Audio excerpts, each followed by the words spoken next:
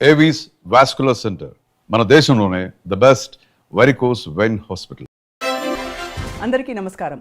I dream సగర్వంగా సమర్పిస్తోంది silver screen legends.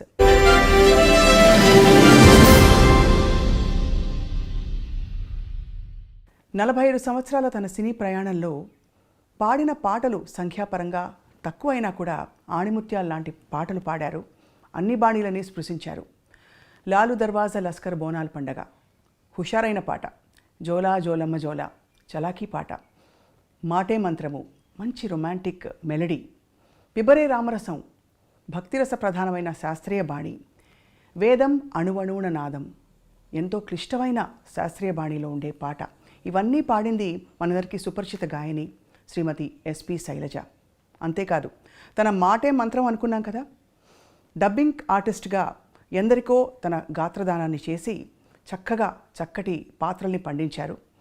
అంతేకాకుండా గృహిణిగా, గొప్ప అన్నకి చక్కనైన చెల్లిగా తన ప్రయాణాన్ని కొనసాగిస్తూ తన జీవితంలో చూసిన అనుభవాలు, పాడిన పాటలు, మధుర స్మృతుల్ని తలుచుకునే ప్రయత్నం ఇవాల్టి సిల్వర్ స్క్రీన్ లెజెండ్ శ్రీమతి ఎస్పి శైలజ గారితో. ఇవాల్టి మన సిల్వర్ స్క్రీన్ లెజెండ్ శ్రీమతి ఎస్పి శైలజ గారితో మాట్లాడబోతున్నాం. శైలజ గారు నమస్కారం. స్వప్న గారు ఎలా ఉన్నారు? బాగున్నాం. మిమ్మల్ని చూసి ఇంకా బాగున్నాం, ఆనందంగా. 45 సంవత్సరాలు కెరియర్ అని మా షో టీం మాట్లాడుతుంటే తెలుసుకున్నాం అనమాట. కానీ మీ గొంతుకి మాత్రం 25 ఏళ్ళు, ఇంకా తక్కువ. ఏం లేదమ్మా, ఏజ్తో తెలుస్తుంది, కొంచెం నాకు తెలుస్తుంది కదా, నా శృతి రేంజ్ తగ్గిందని తెలుస్తుంది. అవునా? బట్ భగవంతుడి అనుగ్రహం అంతే. ఈ మధ్య ఏం పాటలు పాడారు? సినిమాల్లో ఎక్కువ సినిమాల్లో అసలు పాడట్లేదనే చెప్పాలి. బట్ ప్రైవేట్ ఆల్బమ్స్ వాటిలో పాడుతున్నాను. అన్నమాచార్య కీర్తనలు అవి ఈ మధ్యనే పాడడం జరిగింది. కొన్నిటికి ఏదో ఒకటి, ఇటు డివోషనల్ కానీ లేకపోతే ప్రోగ్రామ్స్ కానీ అలా పాడుతూనే ఉన్నాను. ఎస్పి శైలజ గారి పాటలంటే లిస్ట్ ఆఫ్ టాప్ 30 సాంగ్స్, అవి ఎప్పటికీ గుర్తుండిపోయే మంచి పాటలు పాడారు మీరు. Thank you. సో అంటే అవి యాదృచ్ఛికమా అలాంటి పాటలు మీకు రావడం, మీరు పాడాక వాటికి ఆ బరువు వచ్చిందని? అట్లా ఏం లేదు మా, నిజంగానే యాదృచ్ఛికం అనే చెప్పాలి. ఎందుకంటే నేను ఫీల్డ్లోకి రావడమే యాదృచ్ఛికం.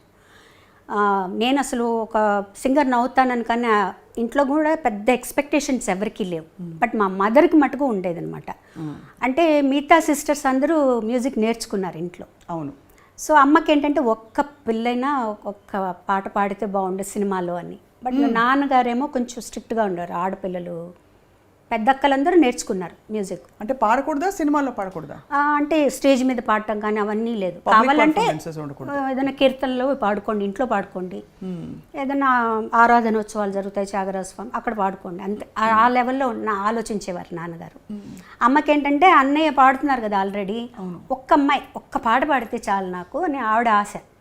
సో నా దగ్గరకు వచ్చేటప్పటికి ఏమైందంటే కొంచెం సడలింపు వచ్చింది. అంటే స్కూల్ ద్వారా వచ్చింది. స్కూల్లో కాంపిటీషన్స్లో పాడటం, ప్రైజులు రావటం. అవును. సో అమ్మ అది బాగా ఎంకరేజ్ చేసేవారు. అంటే కాంపిటీషన్స్ వరకు నాన్న ఒప్పుకునేవారు, కానీ ప్రోగ్రామ్స్కి వెళ్ళటం, స్టేజ్ మీద పాడటం ఒప్పుకునేవారు కాదు. నాన్నగారికి తెలియకుండా పంపించేవారు అమ్మ. నేను కూడా అది పెద్ద సీరియస్గా తీసుకోలేదు. ఏదో పాడుతున్నాను తెలుసు, పాటలు నేర్చుకోవడం ఇష్టం. పెద్ద మనకి వెసులుబాటు కూడా ఉండేది కాదు. అంటే టేప్ రికార్డర్స్ అలా కాకుండా నేను రేడియోలో వినడం, అక్కయ్య దాన్ని నాకు చెప్పడం, రాసుకోవటం, అట్లా నేర్చుకున్నాను నేను. ఎలాంటి పాటలు అప్పుడు నేర్చుకునేవి? అప్పుడు ఎక్కువగా సుశీల్ గారి పాటలే. అసలు రేపల్లె వేచను, రాధకు నీ వేర ప్రాణం, ఇవన్నీ అనమాట. నీ దయరాధ, పూజలో సాంగ్స్ అన్నీ సుశీల్ గారి పాటలు, అందరి పాటలు నేర్చుకునేదాన్ని. ఒక పెద్ద చేంజ్ ఏంటంటే అప్పుడు యాదోంకి బారాత్ రిలీజ్ అయింది. ఆ పాటలు అసలు ఎక్కడికో తీసుకెళ్ళిపోయాయి. ఇలా కూడా చేంజ్గా ఉంటున్న పాటలు అంతే తప్పించి నేను సినిమాల్లో పాడాలి అనే ఉద్దేశం అయితే నాకు లేదు. అంటే అనుకున్నా మహా అయితే ఒక పాట పాడతానేమో, అంతే. చదువు మీద, కాంపిటీషన్స్ మీద, వీటి మీదే జాస్ ఉండేదన్నమాట. తర్వాత స్పోర్ట్స్లో ఉండేదాన్ని నేను. నేను ఖోఖోలో స్టేట్ సెలెక్ట్ అయ్యానమాట. సో వాటి మీద ఇంట్రెస్ట్ ఉండేది. అవి ఎప్పుడు ఆంక్షలు లేవా ఆడపిల్లలు స్పోర్ట్స్ ఆడడం ఏంటి? అది కూడా అంటే మాది ఆడపిల్లల స్కూలే కదండి. ఓన్లీ అబ్బాయిలతో ఏం లేదు, అమ్మాయిలతోనే, ఆడపిల్లల స్కూల్స్తోనే కాంపిటీషన్స్ ఉండేవి. అందుకని నాన్నగారు దానికి ఏమనేవారు కాదు. సెలెక్షన్స్ అప్పుడు మటుకు కొంచెం భయపడ్డారు. ఏలూరులో సెలెక్షన్స్ అయింది, స్టేట్ సెలెక్షన్స్. అప్పుడు ఎలా పంపించాలి అని టీచర్లు అందరూ వచ్చి పర్వాలేదు మేము తీసుకెళ్తామని చెప్పి జాగ్రత్తగా తీసుకెళ్లారు. మా కజిన్స్ ఉన్నారు ఏలూరులో, అక్కడే ఉండాలి అని అన్నీ చెప్పి మొత్తానికి సెలెక్ట్ అయ్యాను నేను. ఆంధ్రా నుంచి నేను ఒక్కదాన్ని స్టేట్ సెలెక్షన్లో నెల్లూరు డిస్ట్రిక్ట్ నుంచి నేను సెలెక్ట్ అయ్యాను అనమాట. అబ్బాబ్బా అంత ఖోఖో. ఖోఖోకి. సరే అప్పుడు యాక్చువల్గా ఇంకా నేను నేషనల్ సెలెక్షన్కి వెళ్ళాలి. సో అదే టైంకి నాకు ఫస్ట్ పాట పాడే ఛాన్స్ వచ్చింది. ఆట కాదు పాట దీంట్లోకి వచ్చాను అనమాట. అట్లా జరిగింది. అది కూడా నేను ఒక్క పాట పాడతానే అనుకున్నా. మళ్ళీ వెనక్కి వచ్చేస్తాను, 9th స్టాండర్డ్ ఫినిష్ చేయాలి, 10th చదవాలి, చదువుకోవాలి అనే ధ్యాస, ఆటల మీద ధ్యాస ఎక్కువ ఉండేది. అలా వచ్చిన దాన్ని ఇక్కడ స్థిరపడిపోయాను. అప్పట్లో మీరు పాడుతున్నప్పుడు అన్నయ్య మీ పాట విని ఎలా స్పందించేవారు? కరెక్ట్ చేసేవారా? నాన్నగారు కరెక్ట్ చేసేవారా మీ పాటని? గమకం ఇలా వనాలమ్మా, లేకపోతే ఇది ఇంకా ఈ శృతిలో ఇలా పాడాలని చెప్పి? కానీ నాన్నగారు పెద్దగా ఏ కరెక్షన్ అంటే అంతగా వినేవారు కాదు. అప్పట్లో ఏదన్నా వస్తే రేడియోలో రావటం, లేదంటే మేము రికార్డ్ చేసుకొని చెన్నై నుంచి నెల్లూరు వెళ్ళి నాన్నగారికి వినిపించడం మేము వెళ్ళినప్పుడు అలాగే జరిగేదన్నమాట. సో అన్నయ్య మటుకు చెప్పేవారు. నేను పాడిన వేరే పాటలు కూడా విని ఎక్కువగా నాకు నా మీద సుశీల్ గారి ఇన్ఫ్లుయెన్స్ ఉండేది విపరీతంగా. ఆ స్పష్టత తెలుస్తుంది పలుకులో, చాలా ఉండేదన్నమాట. సో ఎప్పుడు నన్ను హెచ్చరిస్తూ ఉండేవారు అన్నయ్య, నువ్వు సుశీల్ గారి లాగా పాడావంటే మటుకు ఉండలేవు ఇండస్ట్రీలో. ఎందుకంటే ఆవిడ ఉన్నారు, ఆవిడ పాటలు పాడడానికి ఆవిడ పాటే నువ్వు పాడితే ఇంకెందుకు, నువ్వెందుకు, ఆవిడే ఉన్నారు కదా అని చెప్పేవారు. మొత్తానికి ఏమైందంటే తమిళ్లో పాడేటప్పటికి నా ఒరిజినల్ వాయిస్ నాకు తెలిసింది. వేరే ఏలియన్ లాంగ్వేజ్ అప్పటి వరకు నాకు తెలియదు తమిళ్లో ఎలా పాడాలి, నా ఒరిజినాలిటీ బయటకు వచ్చిందనమాట. సో అప్పుడు లక్కీగా ఏంటంటే ఈ జానపదం టైప్ సాంగ్స్ మనం రావటం వల్ల ఆ ఛాయలు కొంచెం తగ్గాయి. అయినా కంప్లీట్గా పోయాయని నేను చెప్పను. ఆవిడ ఇన్ఫ్లుయెన్స్ నా జన్మాంతరం నా మీద ఉంటుంది. సో అది మటుకు చెప్పేవారు. తర్వాత ఎక్స్ప్రెషన్స్ ఇవ్వాలని చెప్పేవారు. కంపోజ్ చేస్తారు అన్నీ ఓకే, నువ్వేం చేస్తావు దానికి, నీ ఎక్స్ప్రెషన్స్ ఇవ్వాలి ఆ పాటలో. లేకపోతే అక్కడ వాళ్ళు యాక్ట్ చేస్తారు ఓకే, ఆ పాట బ్లాండ్గా ఉందనుకో వాళ్ళు మటుకు ఏం చేస్తారు, ఆ పాటను నువ్వు అనుభవించి నువ్వు కూడా కొంచెం నటించాల్సి ఉంటుంది. ఈ రకంగా చెప్పి, లేకపోతే మొట్టమొదటి పాటలు వింటే చాలా స్ట్రెయిట్గా బ్లాండ్గా ఉంటాయి పాటలన్నీ. కానీ అప్పట్లో అంత ఇన్సిస్టెన్స్ కూడా తక్కువ ఉండేది కదా. అంటే మనకి ఉదాహరణకి లీల గారి పాటలు, తర్వాత సుశీలమ్మ, జానకమ్మ ఆ జనరేషన్లో కొంచెం ఎక్స్ప్రెషన్ ఎక్కువ వచ్చింది. కానీ అంతకుముందు ఇలాంటి ఎక్స్ప్రెషన్ అయితే లేదు, వేరే విధంగా. ఎందుకంటే అది డ్రామాల నుంచి వచ్చారు కదండి, స్టేజ్ నుంచి వచ్చారు. అవును, వాల్యూమ్ ఎక్కువ. అవును, వాల్యూమ్ మీదే ఉండేది పాట అంతా. వాళ్ళకి భావం మీద తక్కువ. ఒక రకంగా భావం మనకి ఆ భావం రావాలి అంటే ఘంటసాల గారు, జానకి గారి దగ్గర నుంచే వచ్చింది ఆ భావాన్ని తీసుకొచ్చి. సుశీల్ గారి వాయిస్కి భావం అక్కర్లేదు అసలు. ఆవిడ గొంతుకు అలాగే ఏ భావమైనా పలికేస్తుంది అనమాట. సో వాటి నుంచి నెమ్మదిగా దాటుకుంటూ ఎలా దాటుకోవాలి, మైక్ సెన్స్, మైక్ వాయిస్ని ఎంతలా ఉపయోగించుకోవాలి, మైక్ ముందు ఎలా పాడాలి, స్టేజ్లో మైక్ ముందు ఎలా పాడాలి, ఇవన్నీ వీళ్ళందరినీ చూసి నేర్చుకున్నాను. మీరు పాడే టైంకి కూడా ట్రాక్ సిస్టమ్ ఉండిందా, లేక కొంత నేను లైవ్ రికార్డింగ్స్? ట్రాక్స్ లేదండి, ట్రాక్ లేదు, లైవ్. అంటే సింగిల్ టేక్ ఆర్టిస్టులు అందరూ కలిసి వాయించడం అంతే. మళ్ళీ ఒక తప్పు చేస్తే అందరూ వాయించారు. చాలా కష్టం అంటే అది ఆ స్కూల్ అలవాటు అయిపోయిన తర్వాత మిగతా చాలా ఈజీ అనిపిస్తాయి. ట్రాక్ పాడడం ఈజీ అనిపిస్తుంది. ఎందుకంటే అక్కడ చాలా జాగ్రత్తగా ఒక 30 పీస్ ఆర్కెస్ట్రా ఉందనుకోండి, పక్కన కో ఆర్టిస్ట్ ఇంకో చోటుకి వెళ్ళాలనుకోండి, ఇవన్నీ దగ్గర పెట్టుకోవాలి మనం. సో ఆ స్ట్రెస్ కూడా ఉంటుంది. అమ్మో నేను తప్పు చేస్తే అంత ఆగిపోతుంది, అన్నీ మొదటి నుంచి మొదలు పెట్టాలి అని చెప్పి చాలా జాగ్రత్తగా. బట్ మీరు బాగా గమనిస్తే వాటికి ఉండే ఏమంటారు ఆ క్లారిటీ, ఆ పాటల్లో ఉండే క్లారిటీ మీకు ట్రాక్ సిస్టమ్స్ అవన్నీ వచ్చేసాక అంత క్లారిటీ లేదు చూడండి. అవును, అది డెఫినెట్గా ఉంటుంది. తర్వాత పోటీ ఉంటుంది, పాడాలి, ఇంకా ఇంప్రూవ్ చేయాలి. పక్క వాళ్ళు ఏం పాడుతున్నారు, వాళ్ళు ఎలాంటి ఎక్స్ప్రెషన్స్ ఇస్తున్నారు, మనం ఎలాంటివి ఇవ్వాలి అనే పోటీ. మీరు వసంత గారు కలిసి పాడారు కదా అప్పుడు పాట, ఫస్ట్ సాంగ్ అదే. ఫస్ట్ సాంగ్ మీరు కలిసి, యాక్చువల్లీ మీరు హైదరాబాద్ వస్తే మళ్ళీ మిమ్మల్ని తిరిగి కాంపిటీషన్కి వచ్చాను హైదరాబాద్కి, all India some singers competition. మన చిత్రంజన్ గారే దానికి జడ్జిగా వచ్చారు. ఆ రోజు పాడేసి లక్కీగా నేను వసంత ఇద్దరం పాడేసి ట్రైన్ ఎక్కాము. ఇద్దరు కలిసి పాడారా? లేదు, తను ఒక సాంగ్, నేను ఒక సాంగ్. తనకు ఫస్ట్ ప్రైజ్, నాకు సెకండ్ ప్రైజ్ వచ్చింది ఆ కాంపిటీషన్. తనేమో రారయ్య పోయిన వాళ్ళు అని గాజులకి ఇష్టైలో ఒక పాట పాడింది. నేను ఏం పాడానో నాకు అంతగా గుర్తులేదు, రాధకు నీవేర ప్రాణమే పాడాను అనుకుంటానండి. సో అది పాడిన తర్వాత మధ్యాహ్నానికి మాకు అప్పుడు ఫోన్లు ఎవరింటికో తెలిసిన వాళ్ళ ఇంటికి ఫోన్ చేసి అన్నయ్య పిల్లలిద్దరిని ట్రైన్ ఎక్కించి మార్నింగ్ కల్లా చెన్నైలో ఉండేటట్టు చేయమన్నారు అనమాట.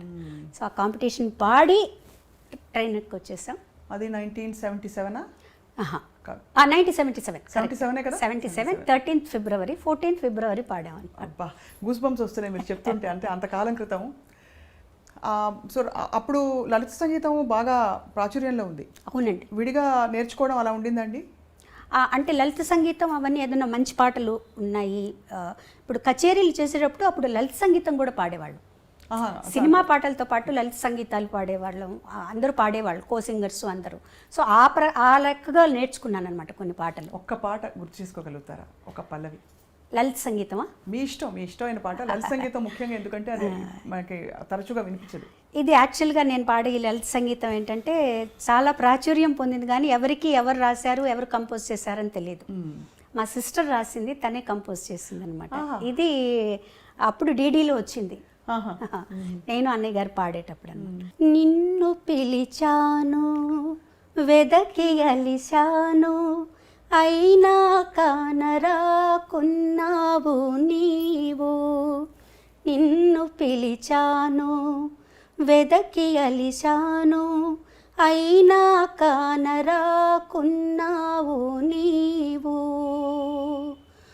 మురళిని మ్రోగించు జాలిని చూపించు, మురళిని మ్రోగించు జాలిని చూపించు, లాలించి పాలించి కరుణ చూపించు, నన్ను లాలించి పాలించి కరుణ చూపించు, నిన్ను పిలిచాను వెదకి అలిశాను అయినా కానరాకున్నావు నీవు.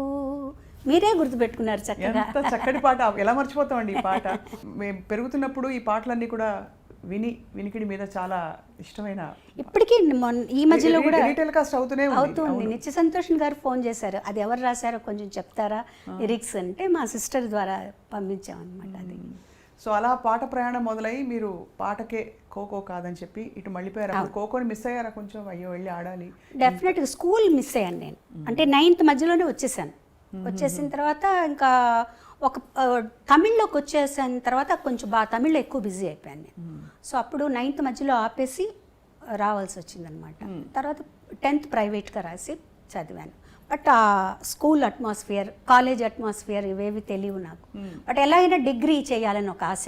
అవును. తర్వాత మళ్ళీ ఒక 5 years తర్వాత డిగ్రీ ఫినిష్ చేశారు. శైలజ గారు, మిమ్మల్ని ఎప్పుడు చూసినా అప్పటి నుంచి ఇప్పటిదాకా మీరు పాటలు పాడిన తీరు, ఇప్పుడు లాస్ట్ ఇంటర్వ్యూ మనం చేసినప్పుడు చాలా పద్ధతైన పెంపకం కొట్టొచ్చినట్టు కనిపిస్తుంది. ఎవరి ప్రభావం? అన్నయ్య ప్రభావం లేకపోతే నాన్నగారు అమ్మగారు అలా చెప్పించి? ఎక్కువ చెప్పాలంటే అమ్మగారు, ముగ్గురిది ప్రభావం ఉందండి. ముందు అమ్మగారు ఎంత మనకి స్వాతంత్రం ఇస్తారో అంత స్ట్రిక్ట్గా ఉండేవారు. దాన్ని మీరు ఉపయోగించుకోండి తప్పించి దాన్ని నిరుపయోగం చేసుకోకూడదు. నేను ఇచ్చే స్వాతంత్రాన్ని దాన్ని చక్కగా ఉపయోగించుకోండి, అంతేగాని ఓవర్గా ఇవన్నీ ఉండకూడదు. పద్ధతిగా అలా ఉండాలి. ఉదాహరణకి అంటే కట్టుబొట్టు అలాగా? కట్టుబొట్టు అలాగే అంటే ఎంత అమ్మ అంటే, మేము స్కూల్కి వచ్చాక 2 జడలు వేసుకోవడం స్కూల్లో తప్పనిసరి కాబట్టి వేసుకునేవాళ్ళం. మా అక్కయ్యలు 2 జడలు కూడా వేసుకోకూడదు, 1 జడ వేసుకోవాలి.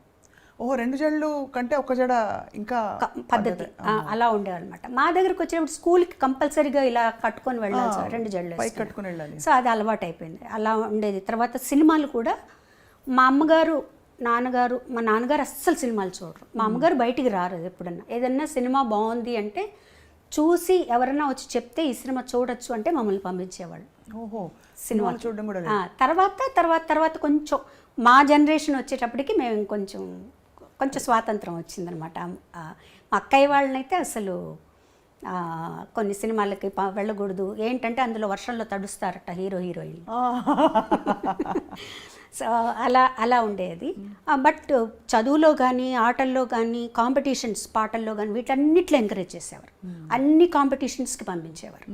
డ్రాయింగ్ కాంపిటీషన్ దగ్గర నుంచి తర్వాత జనరల్ నాలెడ్జ్ అన్నిటికీ పంపించేవారు అనమాట అమ్మ. ఆ విషయంలో మటుకు ఇది. తర్వాత ఏదైనా స్టేజ్ మీద నేను పాడుతాను అంటే మటుకు వద్దనేవారు కాదు. వెళ్ళు పాడు, ఆ స్టేజ్ ఫియర్ పోతుంది నీకు, ఎవరో ఒకరిని తోడిచ్చి పంపించి నాతో పాడించేవారు అనమాట. అది కూడా నాన్నగారికి అంత ఇష్టం ఉండేది కాదు. మరి ఎలా ఎలా మేనేజ్ చేసి అమ్మ మేనేజ్ చేసి తెలియకుండా పంపించేశారు. స్కూల్కి వెళ్ళిందనో అక్కడికో వెళ్ళిందనో అని చెప్పి పంపించేసేవారు అనమాట. వన్స్ అన్నయ్య సినిమాల్లోకి వచ్చిన తర్వాత కొంచెం బాలు సినిమాలో పాడుతున్నారు, వాళ్ళ కుటుంబం అట్లా ఇట్లా అయిన తర్వాత అప్పుడు నాన్నగారు కూడా కొంచెం పర్వాలేదు, అబ్బాయి అక్కడ ఉన్నాడు కాబట్టి అన్నయ్యతోటే కచేరీలకు వెళ్ళేదాన్ని, 1-2 కచేరీలకు హాలిడేస్లో. తను ఉన్నాడు కాబట్టి పర్వాలేదు అని చెప్పి పంపించారనమాట. మొదటి పాట పాడుతా ఉంటే సరే వెళ్ళరండి. అప్పుడు కూడా అందులో చిన్నపిల్లలం కాబట్టి ఆయన పెద్ద మాకు ఏం అడ్డంకి చెప్పలేదు. నాన్నగారికి చెప్పే తీసుకెళ్లారనమాట సాంగ్కి.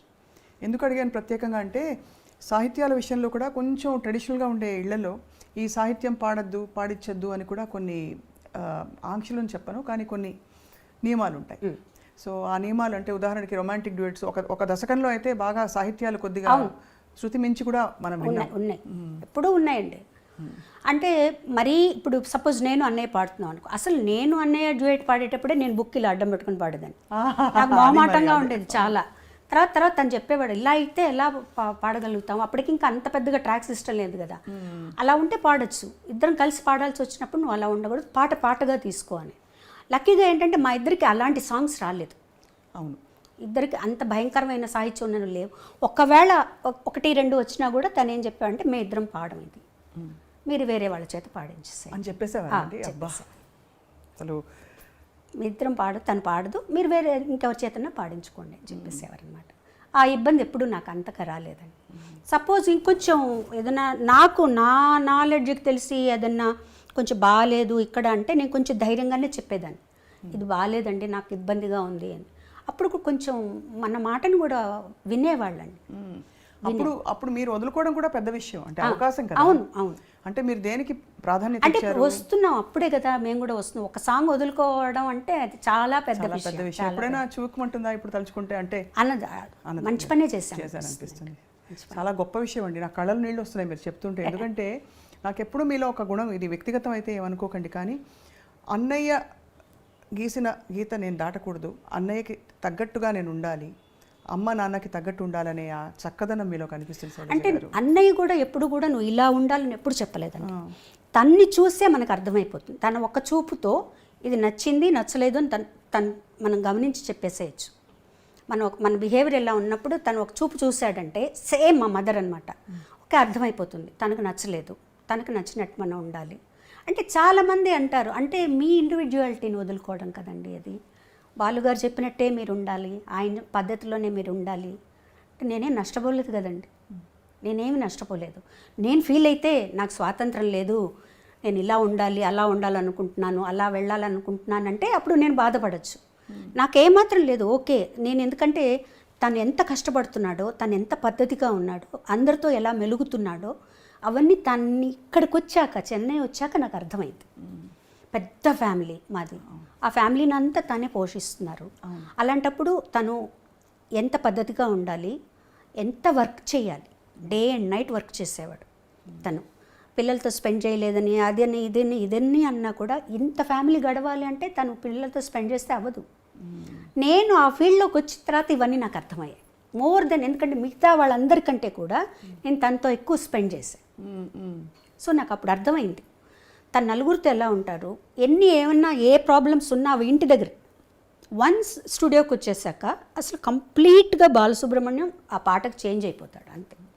సో ఇవన్నీ కూడా ప్రొఫెషనల్గా మనం ఇలా ఉండాలి, ఈ పద్ధతిలో ఉండాలి, మనలో అనవసరంగా ఒక మాట మనం మాట్లాడకూడదు, మన గురించి ఇంకొకళ్ళు మాట్లాడకూడదు అంతే. ఆ పద్ధతి అట్లా అలవాటైపోయింది తనతో ఉండి. మాటే మంత్రము పాట పాడినప్పుడు మీరు చాలా చిన్నవారు, మీరు బాలుగారు కలిసి పాడిన ఈ పాట ఇప్పటికీ స్టేజ్ మీద హిట్ సాంగ్స్లో ఇష్టపడి, నేను ఎప్పుడైనా సినిమా పాటలు నాకు అన్నీ రావు కానీ పాడమంటే ఈ పాట చాలా ఇష్టంగా ఎంచుకునే పాట. ఆ పాట పాడినప్పుడు అంత అలవోకగా, అంత పవిత్రంగా, బ్యూటిఫుల్ మెలడీ, అది రొమాన్స్ పలికించడం కూడా అంత అందంగా ఎలా పాడారండి? యాక్చువల్గా మొదట తమిళ్లో వచ్చిందండి అది. తమిళ్లో ఇళయరాజా గారు, జెన్సీ గారు పాడారు, సింగర్ జెన్సీ గారు ఉండేవారు, తమిళ్లో ఆవిడ పాడారు. ఆ పాట విన్నప్పుడు నేను చాలా ఇన్స్పైర్ అయ్యాను. ఎంత బాగుంది ఈ సాంగ్, అసలు బ్యాక్గ్రౌండ్స్ కానీ సాంగ్ కానీ ఇట్లాంటి పాటలు పాడే అదృష్టం దొరుకుతుంది అన్నప్పుడు సీతాకోకచిలకలో ఇవాళ రికార్డింగ్ ఉందని వెళ్ళిన తర్వాత ఆ ట్యూన్ వినిపించగానే నాకు అసలు చాలా ఆనందం వేసేసింది అనమాట. ఈ పాట మనం పాడాలనుకున్నాం, మనకు వచ్చింది ఈ పాట అని. ఆ బ్యాక్గ్రౌండ్స్ మీరు ఇప్పుడు కాదు ఇంకో 10 సంవత్సరాల తర్వాత విన్నా కూడా అండి మనల్ని ఎక్కడికో తీసుకెళ్ళిపోతాయి. అప్పుడు ఇలా చేశారా, ఇంత మంచి బ్యాక్గ్రౌండ్స్ ఇచ్చారా, ఇంత బ్యూటిఫుల్గా ఒక సాంగ్ కంపోజ్ చేశారా అనిపిస్తుంది. ఎన్నిసార్లు పాడినా మీరు అన్నట్టు ఆ పాట ఎన్నిసార్లు పాడినా కూడా మనల్ని ఒక లోకల్లోకి తీసుకెళ్ళిపోతుంది. కానీ నేను అన్నయ్య కూడా ఇద్దరం చాలా ఎంజాయ్ చేస్తూ ఆ పాటని చాలా అందంగా రావాలి పాట అని ఒక తపంతో పాడా నిజంగా. ఆ పైకి వెళ్ళిన ఆ 2 లైన్లు తరే రే రే రే ఓ అదొకటి అందమైనది. ఇది ఒకటి థర్డ్ బ్యాక్గ్రౌండ్. ఆ పాటకంతా ఆయువు పట్టు 3వ బ్యాక్గ్రౌండ్ విజయం తరరరరరరరా అది చాలా అద్భుతంగా ఉంటుందండి. అసలు అది బాగుంటుంది. దాని తర్వాత వచ్చే వైలిన్ బిట్టు అది కూడా అద్భుతంగా ఉంటుంది, చాలా బాగుంటుంది. నిజంగా ఎంజాయ్ చేస్తూ పాడాం. అది పెద్ద పీస్ ఆర్కెస్ట్రా, ఆర్కెస్ట్రా మళ్ళీ లైవ్లో చేసి అదంతా లైవ్, అంతా లైవ్. బాబోయ్ అసలు మళ్ళీ మీరు చూడండి నాకు అంటే అంత లైవ్తో పాడడం, పక్కన అందులో ఒక దిగ్గజం. అవును, ఎస్పి బాలు గారు. ఎంత అన్నయ్య అయితే కూడా బాలు గారు పక్కన నిలబడి. అదే బాలుగారి కంటే కూడా అన్నయ్యగానే భయం ఎక్కువ అనమాట. ఎందుకంటే తను ఎలా పాడతాడు, తన క్యాలిబర్ ఏంటో అన్నీ తెలుసు నాకు కదా. పాటని ఇలా నేర్చుకొని పాడేస్తాడు తను. సో కనీసం మనం 50% పాడాలి తనకి మ్యాచ్ అవ్వాలంటే అనమాట. సో ఆ పాట తనతో పాడడం అనేది చాలా చాలా చాలా అదృష్టం అని చెప్పాలండి నిజంగా. సో తర్వాత మీరు కూచిపూడి ఆర్ట్స్ అకాడమీలో వసంత గారు మాత్రమే నేర్చుకున్నారా, మీరు డాన్స్ చేశారా? వసంత గారు మట్టుగా నేర్చుకున్నారండి. నేను భరతనాట్యం నేర్చుకున్నాను. మీరు భరతనాట్యం నేర్చుకున్నారు. అది కూడా ఎలా అయిందంటే నేను భరతనాట్యం నేర్చుకోలేదు. పాప పల్లవి నేర్చుకునేది భరతనాట్యం ఇంట్లో. మాస్టర్ ఇంటికి వచ్చేవారు. నేను మధ్యాహ్నం రికార్డింగ్ బ్రేక్ అయ్యి భోజనానికి వచ్చినప్పుడు ఆయన కూర్చొని ఉండేవారు. ఆ పాప ఒకరోజు తలనొప్పని, ఒకరోజు కాలు నొప్పని ఏదో ఒకటి చెప్పేది. వాళ్ళ స్కూల్లో టైర్డ్గా ఉందనో, ఆదివారం ఇవన్నో. అప్పుడు పాప ఆయన చూస్తే జాలేసి, నాకు ఊరికే చెప్పండి సార్, మీరు ఊరికే కూర్చోన్నారు కదా, నాకు చెప్పండి అని. అలా నేను నేర్చుకుని ఆయన అన్నయ్యతో చెప్పారు. ఆవిడ నా చేత అరంగేట్రం అంతవరకు వస్తుందని కూడా నాకు తెలియదు అసలు. తర్వాత ఇంట్లోకి ఎవరు ఎక్స్పెక్ట్ చేయాలి అరంగేట్రం చేసే లెవెల్కి డాన్స్ చేస్తామని.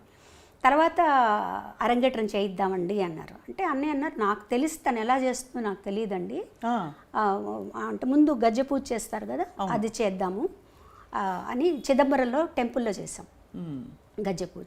అప్పుడు అన్నయ్యకి కాన్ఫిడెన్స్ వచ్చింది. ఆ తర్వాత అరంగేట్రం ఏమన్నారు అప్పుడు చూసి మీ డాన్స్?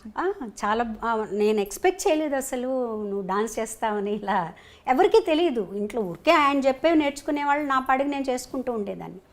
అది అయిన తర్వాత నేను 2-3 ప్రోగ్రామ్స్ కూడా చేశాను. ICF ఇంటర్గల్ కోచ్ ఫ్యాక్టరీ వాళ్ళకి, తర్వాత కళాసాగర్ వాళ్ళకి చేశాను. కాకపోతే ఏంటంటే డాన్సు, పాట డాన్సు 2 ఎంచుకోవాలంటే ఒకటే ఎంచుకోవాలంటే బాగా స్టామినా కావాలి డాన్స్కి.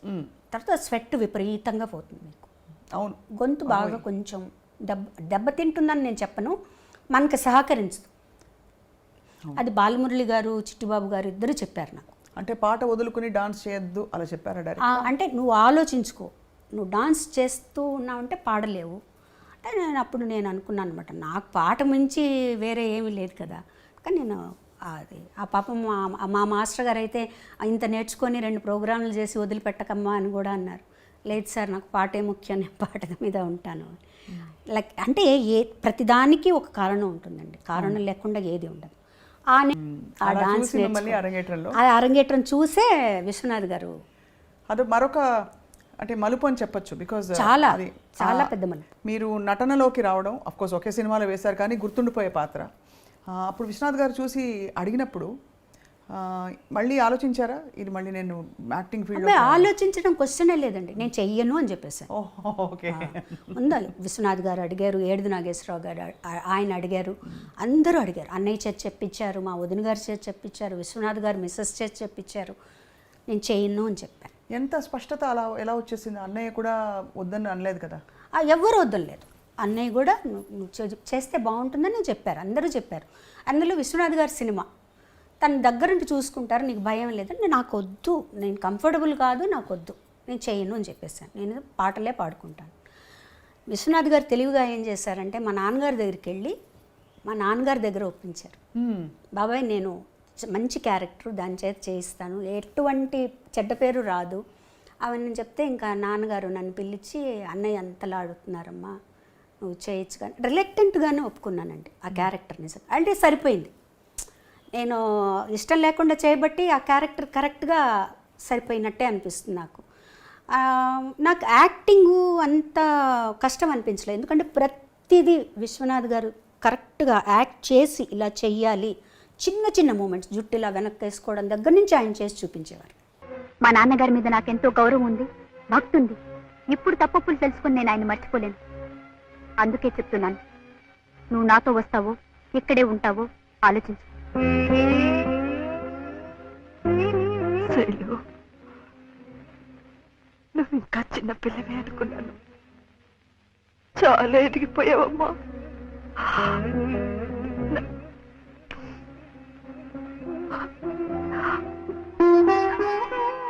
నన్ను వదిలి వెళ్ళిపోతావా? మన ఇంటి గౌరవం మనల్ని వదిలి వెళ్ళిపోయే ముందు నేనే నా జాగ్రత్త పడ్డం మంచిది. అందుకే ఇప్పటికీ మించిపోయింది లేదు. ఎవరిని కావాలనుకుంటున్నావో ఆలోచించుకో. కానీ అయినా మీరు అలా పట్టేసి, ఎందుకంటే ఆ పాత్రలో మీకోసమే ఆ పాత్ర అల్లినట్టు అనిపిస్తుంది. అది మనకి అది విశ్వనాథ్ గారిలో ఉందండి. అది అదే నేను చేసిన ఒక్క సినిమా కాబట్టి నాకు అనిపిస్తుంది ఆయనలో ఉంది అది. అంటే అఫ్కోర్స్ మనలో కూడా ఆ జీల్ రావాలి, చెయ్యాలి అని ఆయన చేస్తుంటే మనకు ఆటోమేటిక్గా వచ్చేస్తుంది. తర్వాత ఫస్ట్ నేను భయపడింది ఏంటంటే కమల్ హాసన్ గారు ముందర చేయాలి. ఇది శాస్త్రీయ నృత్యమా? కాదా? ఏ సాంప్రదాయం? ఎన్ని సంప్రదాయాలు ఉన్నాయో కూడా తెలుసా నీకు? దీన్ని భరతనాట్యం అంటారు.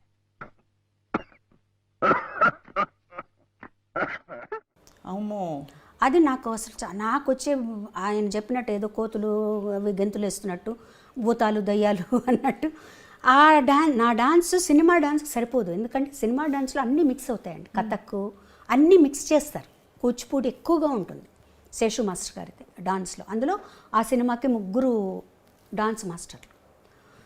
సో ఇలా అందులో ఒక పాటకి శేషు మాస్టర్ గారు, ఒక పాటకి రఘురామ్ మాస్టర్ గారు, నాకు వేదానికి రఘురామ్ మాస్టర్ గారు, ఓం నమ శివాయకి శేషు మాస్టర్ గారు. శేషు మాస్టర్ గారు అయితే 1 వీక్ నాకు రిహార్సల్స్ ఇప్పించారు. అంటే పాట పెట్టి రిహార్సల్స్ ప్రాపర్గా ఫుల్ అంత రిహార్సల్ చేసి అంతా ఓకే చేసుకున్న తర్వాత సెట్కి వెళ్ళిపోయిన తర్వాత విశ్వనాథ్ గారు ఈ మూమెంట్ మార్చేద్దాం, ఆ మూమెంట్ ఇలా మార్చేద్దాం, నాకు భయం వచ్చేసేది, బాబోయ్ నేను చేయలేనేమో అని. కానీ చేయించారు, బాగా చేయించారు, నీకేం భయం లేదు నువ్వు టైం తీసుకో అని. బట్ డాన్స్ కొంచెం కష్టపడ్డాను, కానీ నటన మటుకు విశ్వనాథ్ గారు చెప్పినట్టే చేశానండి. ఆయన ఎలా చెప్తే అలా చేశాను. ఏమిటి మమ్మీ, ఉన్నట్టుండి ఎక్కడికి ప్రయాణం? డాక్టర్ తాతగారింటికి. అక్కడే కొన్నాళ్ళ పాటు ఉండి నువ్వు డాన్స్ నేర్చుకోవాలి. ఇంకా కొత్తగా నేర్చుకునేదే ఉంది, ఎన్నో ప్రోగ్రామ్స్ సన్మానాలు అయ్యాక. అదేనే నేను చేసిన పొరపాటు. పాకడం కూడా సరిగ్గా రాని పాప పరిగెత్తుతానంటే సరే అన్నాను. ఓహో, అయితే కొత్తగా నడకలు నేర్పే గురువు గారు అక్కడే ఆ ఊళ్ళోనే ఉన్నారన్నమాట. అవును. ఎవరు? బాలకృష్ణ గారు. వాట్?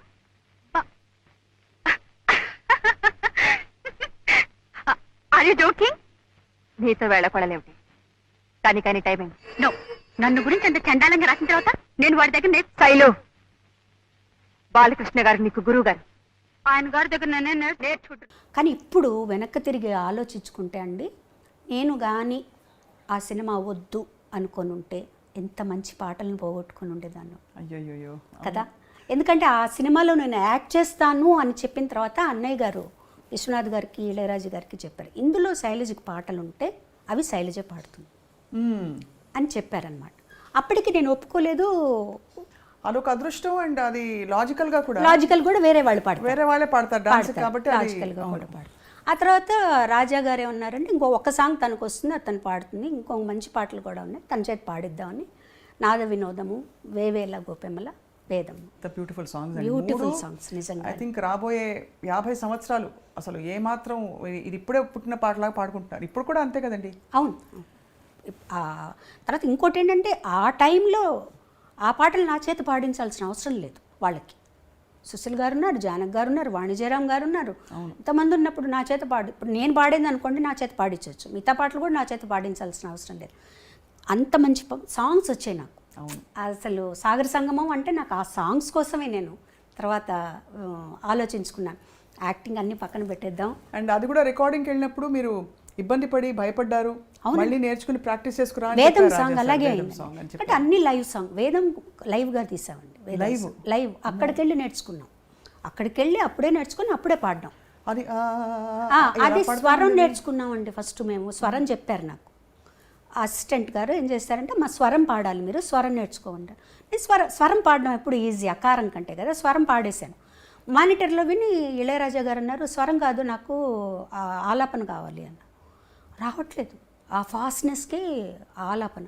నేను చాలా టెన్షన్ పడిపోయాను. అన్నయ్య వేరే చోటుకి వెళ్ళాలి, వాళ్ళు ఇంత మంచి పాట ఇచ్చారు, పాడుతా అసగం భయం.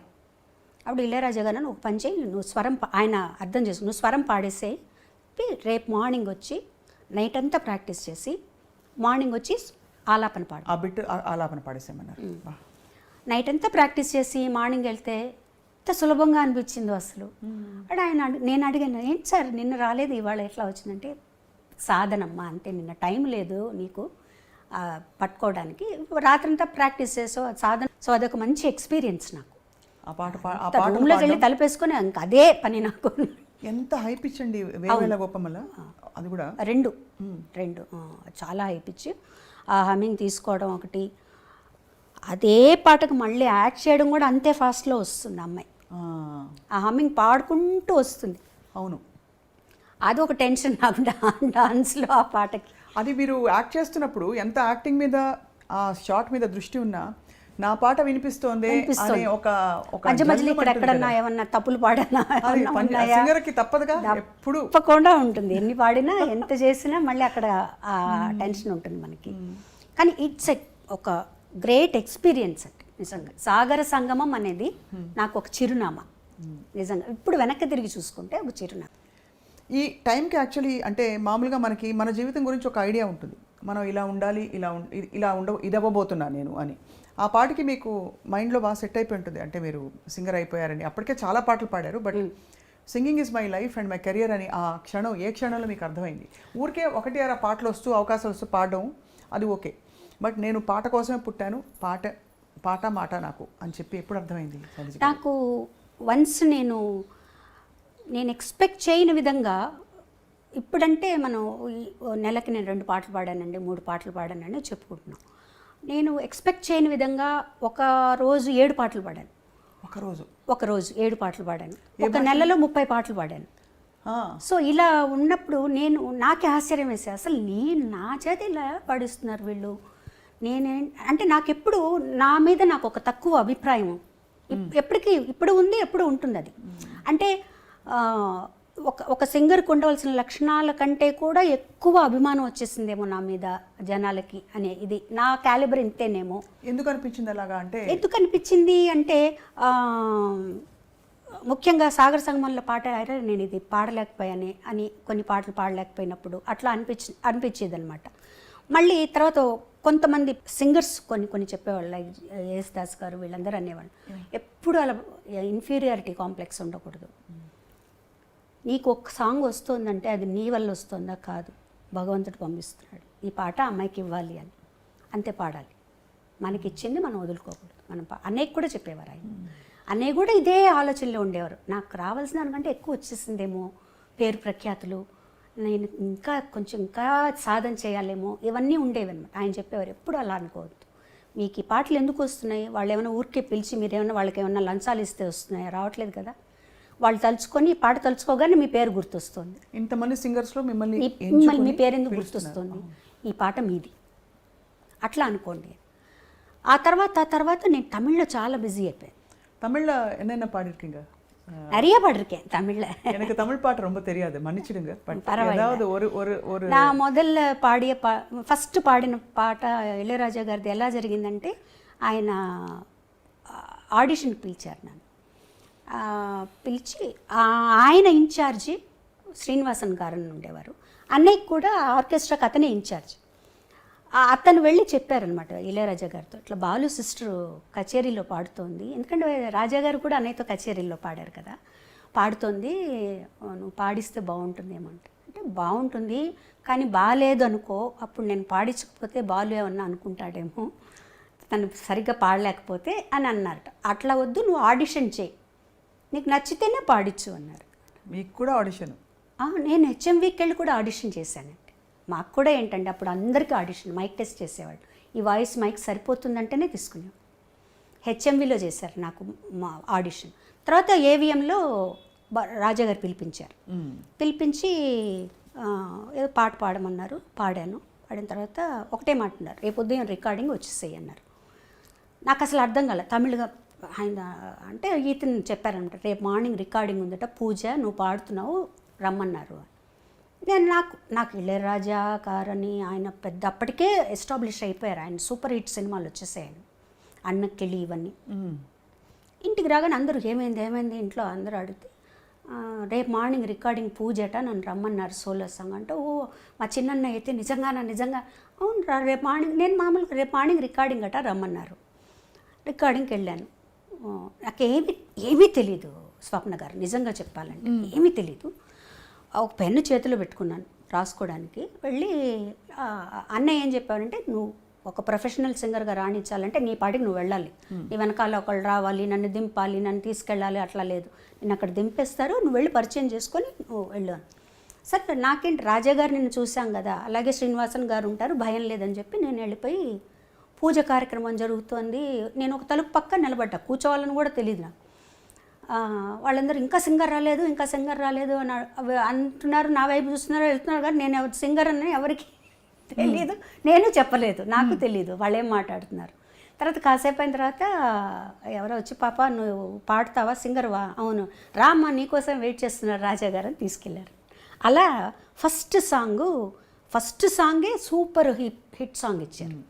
అది ఇచ్చిన తర్వాత, ఆ పాట అయిపోయిన తర్వాత ఆయన అన్న మాట ఒకటే, ఈ గొంతు నాకు చాలు అన్నారు.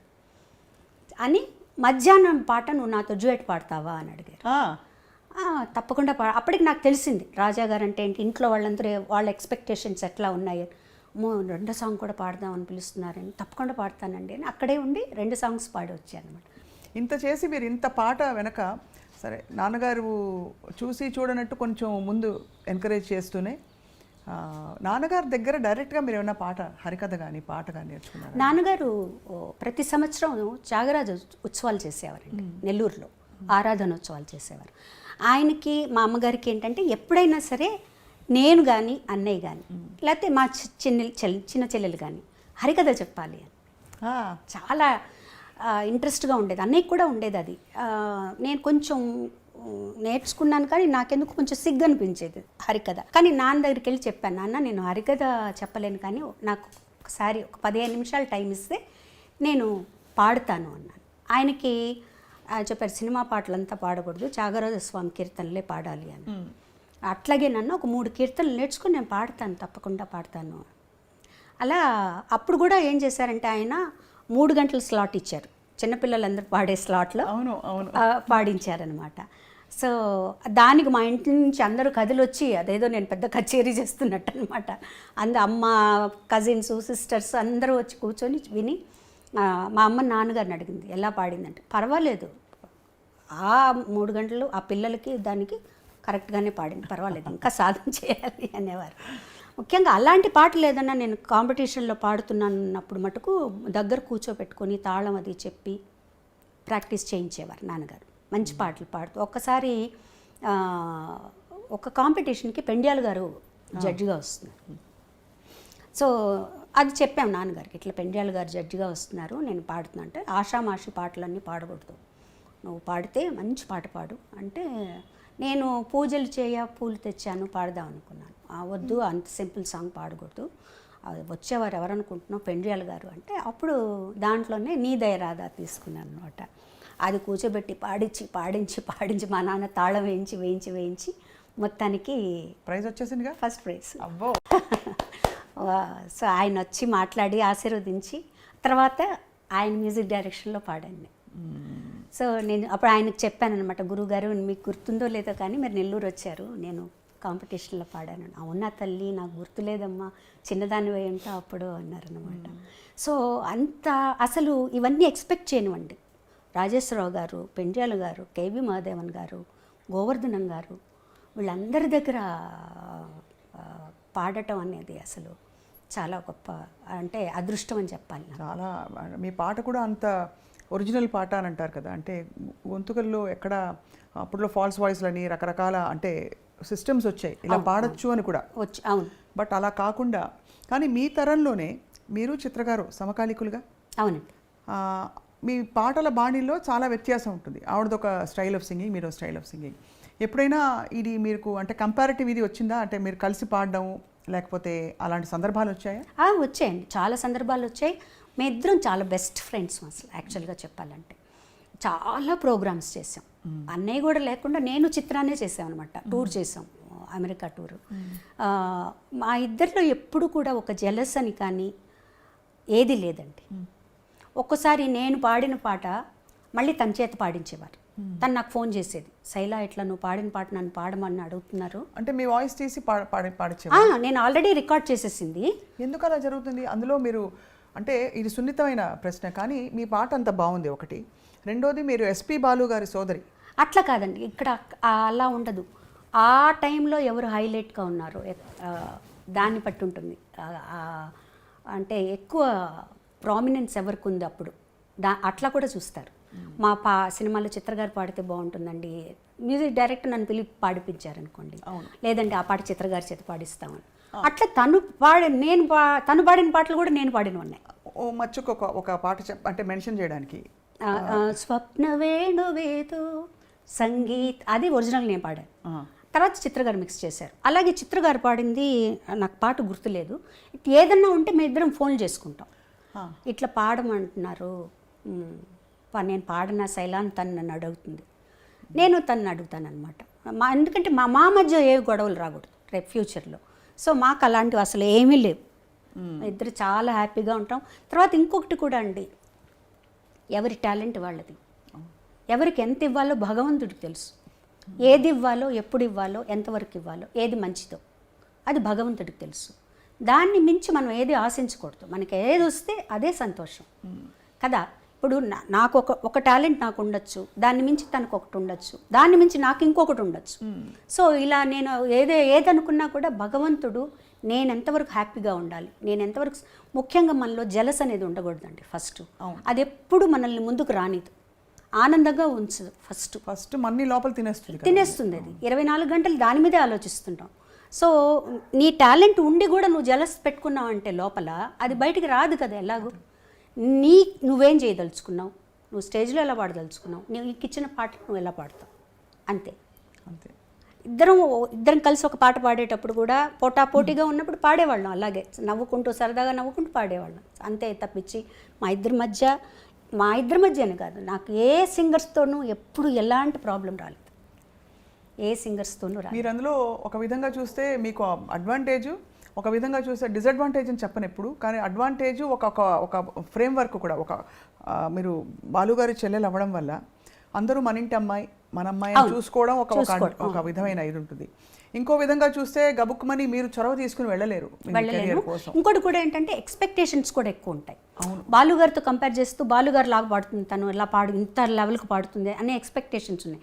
లక్కీగా ఏంటంటే నేను ఆడపిల్లని అయిపోయాను. ఇదే చరణ్కి అయితే చాలా ఇబ్బంది, చాలా ఎక్స్పెక్టేషన్స్ ఉంటాయి చరణ్ మీద, ప్రెషర్ అండి, చాలా ప్రెషర్. నేను చరణ్ అనే కాదండి, ఒక క్యాలిబర్ సంపాదించుకొని ఒక సినిమా యాక్టర్లను కానీ ఎవరైనా సరే వాళ్ళ పిల్లలందరికీ ఉంటుంది, కంపారిజన్ ఉంటుంది. 24 గంటలు వాళ్ళకి తర్వాతేనండి వీళ్ళు అంటారు, కానీ వీళ్ళు ఎంత కష్టపడుతున్నారో. ఎవరైనా కష్టపడితేనే ఆ లెవెల్కి వస్తారు, అది రాదు, అది ఆలోచించరు, కంపేర్ చేసేసి బాలేదు అనేస్తారు అనమాట. అది లక్కీగా నేను ఆ అమ్మాయిని అయ్యేటప్పటికి నాకు అది తగ్గిందనే చెప్పాలి. చరణ్ మీద చాలా ప్రెషర్ ఉంది, చాలా ప్రెషర్.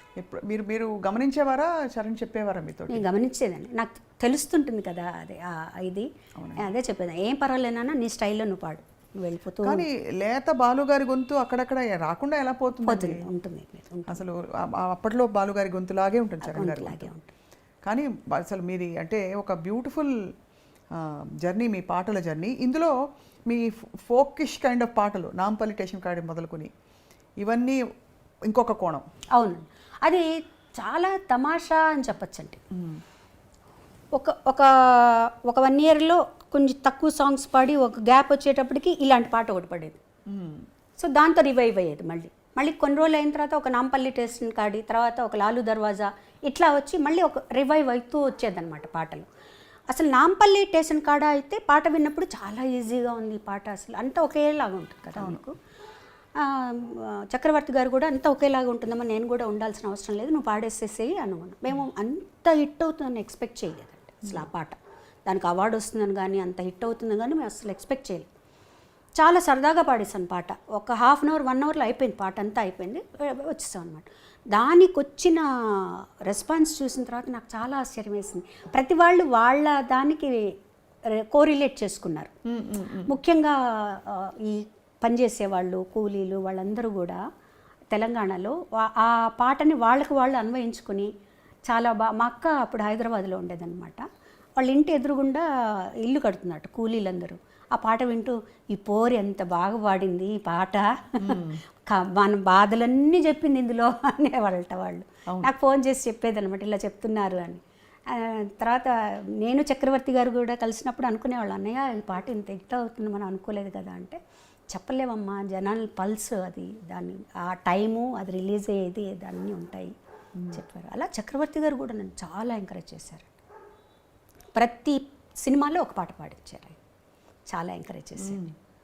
తిందామంటే తిండి లేదు, ఏదండి ఉందామంటే ఊరు లేదు, అదా, తిందామంటే తిండే లేదు, ఉందామంటే ఇల్లే లేదు, తిందామంటే తిండే లేదు, ఉందామంటే ఇల్లే లేదు, చేద్దామంటే కొలువు లేదు, పోదామంటే నెలవు లేదు, నాంపల్లి స్టేషన్ కాడి రాజాలింగు రాజాలింగ, రామరాజ్యం తీరు సూడు శివ శంభులింగ, లింగ రామరాజ్యం తీరు సూడు శివ శంభులింగ. అది మన మాదాల రంగారావు గారు అబ్బాయి యాక్ట్ చేశారు దాన్ని. అవును, మాదాల రవి గారు అవును యాక్ట్ చేశారు.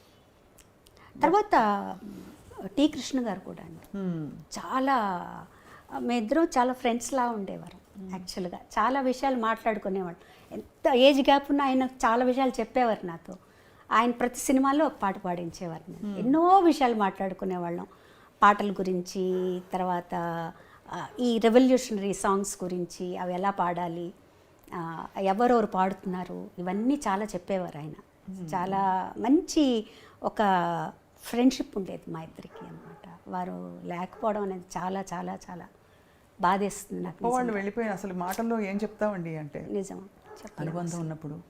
కానీ మీకు పాటతో పరిచయం అయింది ఫస్ట్ మొట్టమొదటి నాన్నగారి ద్వారా.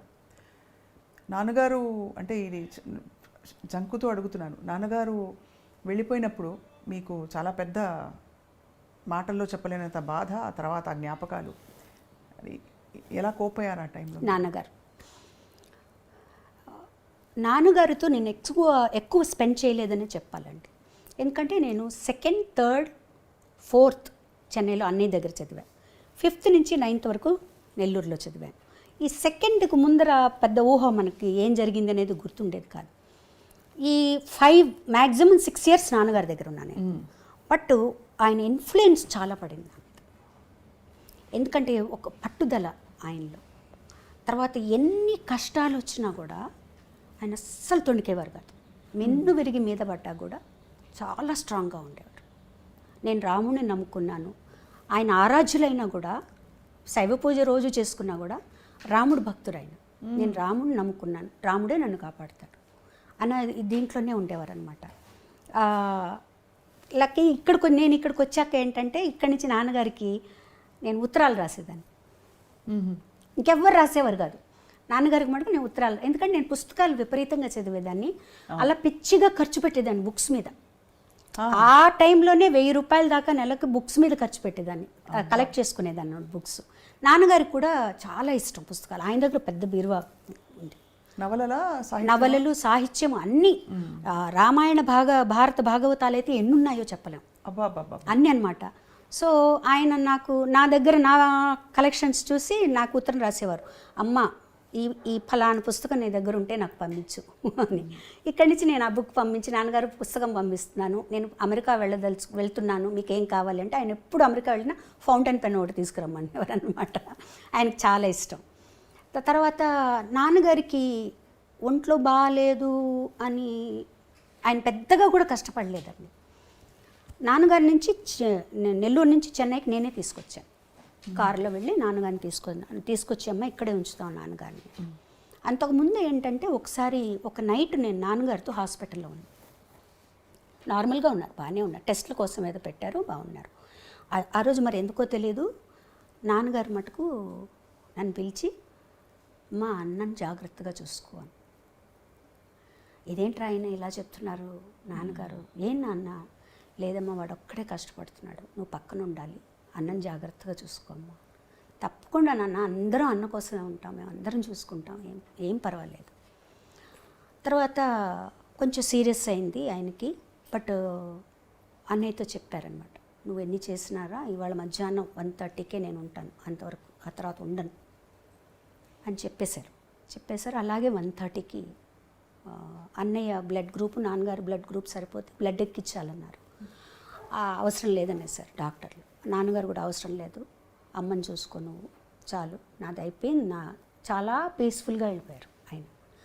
మాకు అప్పుడు తెలియలేదండి, అంటే ఏంటి నాన్నగారు లేరా ఏంటిది, నాన్నగారు బాగానే ఉన్నారు కదా, సడన్గా వెళ్ళిపోయారు ఏంటి. ఆ రిచువల్స్ అన్నీ జరిగేటప్పుడు ఎవరన్నా ఏదన్నా అడిగితే అన్నయ్య సడన్గా నాకు తెలియదండి మా నాన్నగారిని అడగండి అనేవారు. ఆయనకు కూడా యాక్సెప్ట్ చేయలేదు ఇదన్నమాట మాట. మా అమ్మగారికి అసలు మేము చెప్పలేదు, బాడీ ఇంటికి తీసుకొచ్చేంత వరకు అమ్మగారికి చెప్పలేదు. అది కూడా నా మీద పెట్టారన్నమాట, నువ్వు ఎలాగోలా మేనేజ్ చెయ్యి. బాడీ ఇంటికి తీసుకొచ్చిన తర్వాత అమ్మగారికి మందులు అన్నీ రెడీగా పెట్టి అప్పుడు అంటే 82 ఇయర్స్లో నాన్నగారు పోయారండి. ఆయన చనిపోయిన తర్వాత ఆయనలో ఇన్ని గొప్ప గుణాలు ఉన్నాయా, ఆయనకి ఇంత గుర్తింపు ఉందా, ఎప్పుడు అలాగే జరుగుతుందండి. వాళ్ళు పోయిన తర్వాత కానీ కొన్ని విలువలు మనకు తెలీదు, చాలా చాలా తెలీదు. ఆయన లైబ్రరీ మటుకు నాకు ఇచ్చెళ్ళారు. ఆ లైబ్రరీ చూస్తే అసలు ఎంత చదివారు ఈయన, ఎంత తెలుసు ఈయనకి. ఆయన కొన్ని కీర్తనలు రాసుకున్నారు, దాదాపు ఒక 50-60 కీర్తనలు రాసుకున్నారు ఆయన. శ్రీ పండిత నుత అని వస్తుందన్నమాట దానికి ట్యాగ్ ముద్ర. అవన్నీ చూస్తుంటే నేను అన్నకు చెప్పాను అనమాట, అన్న లైబ్రరీలో ఇట్లా నాన్నగారు ఇన్ని అంటే మేము అనుకున్నాం అనమాట, దాన్ని తీయించి చేద్దాం, పాటలు చేద్దాం. ఎంత ఒరోషియస్ అనమాట, ఎంత బుక్స్ చదివారు, ఎంత నాలెడ్జ్ ఉంది. ఏదన్నా అడిగితే ఇలా టిప్స్ మీద చెప్పేసేవారు, మంత్రాలు కానీ ఏదన్నా మనకు తెలియని సాహిత్యంలో తెలియని ఉన్నా కూడా చెప్పేసేవారు. ఏమీ తెలియనట్టు చాలా కామ్గా ఉండేవారు అనమాట, చాలా సరదాగా ఉండేవారు. ఆయన పోయిన తర్వాత మా వదిన కూడా, నేను అసలు ఏడవల, అది ఒక స్టేజ్లో ఉన్నాను నేను. అది నాకు నమ్మకం లేదు, ఏమీ లేదు, ఏదో పని చేస్తున్నాను.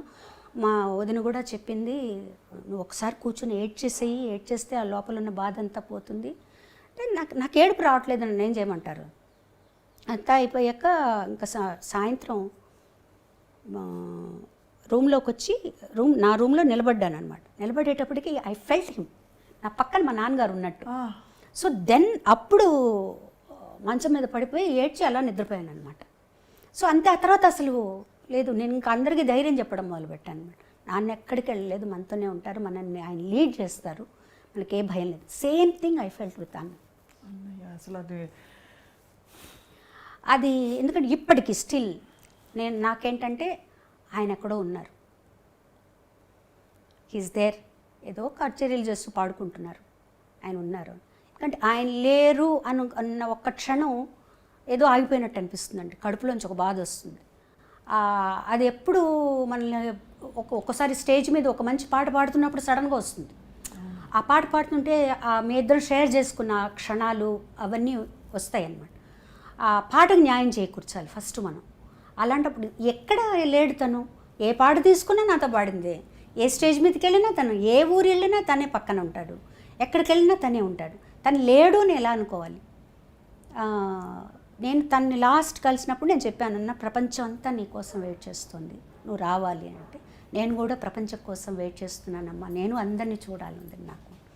తనకి ఎక్కడో ఒక అనుమానం పడిందండి, తను ఫర్దర్గా పాడగలనా లేడా, అది వచ్చేసింది తనకి బాగా. సో మేము ఇంకా మాకు లాస్ట్ వరకు డాక్టర్లు ఏంటంటే హోప్ ఇచ్చారు, వచ్చేస్తారు, ఏం ప్రాబ్లం లేదు. But he went through a lot, 51 days. తర్వాత డాక్టర్లు చెప్పేటప్పటికి అందరూ యాక్సెప్ట్ చేశారు, బట్ నేను యాక్సెప్ట్ చేయలేదు. చరణ్ తీసుకెళ్ళి చూపించారు నన్ను, తీసుకెళ్ళి అంటే లేదు లేస్తాడు తను, నాకు పర్లేదు మంత్రం చెప్తాను చెవిలో, తను లేస్తాడు అని తన చెవిలో ఏదో మంత్రం చెప్పి నేను తను తప్పకుండా రేపు లేస్తాడు, నేను నమ్మను అని. వదిన లేదమ్మా అంతా అయిపోయింది, బ్రెయిన్ డెడ్ అంటున్నాడు. లేదు వదిన లేదు, తను ఉంటాడు, ఇక్కడికి వెళ్ళాడు. అది మా కుటుంబానికి ఒక పెద్ద షాక్ అండి. అసలు మేము ఎవ్వరం ఎక్స్పెక్ట్ చేయని షాకు. ఆ కరోనా అనే ఒక ఇది ఇంత దూరం తీసుకొస్తుందని మేము అసలు ఎక్స్పెక్ట్ చేయము.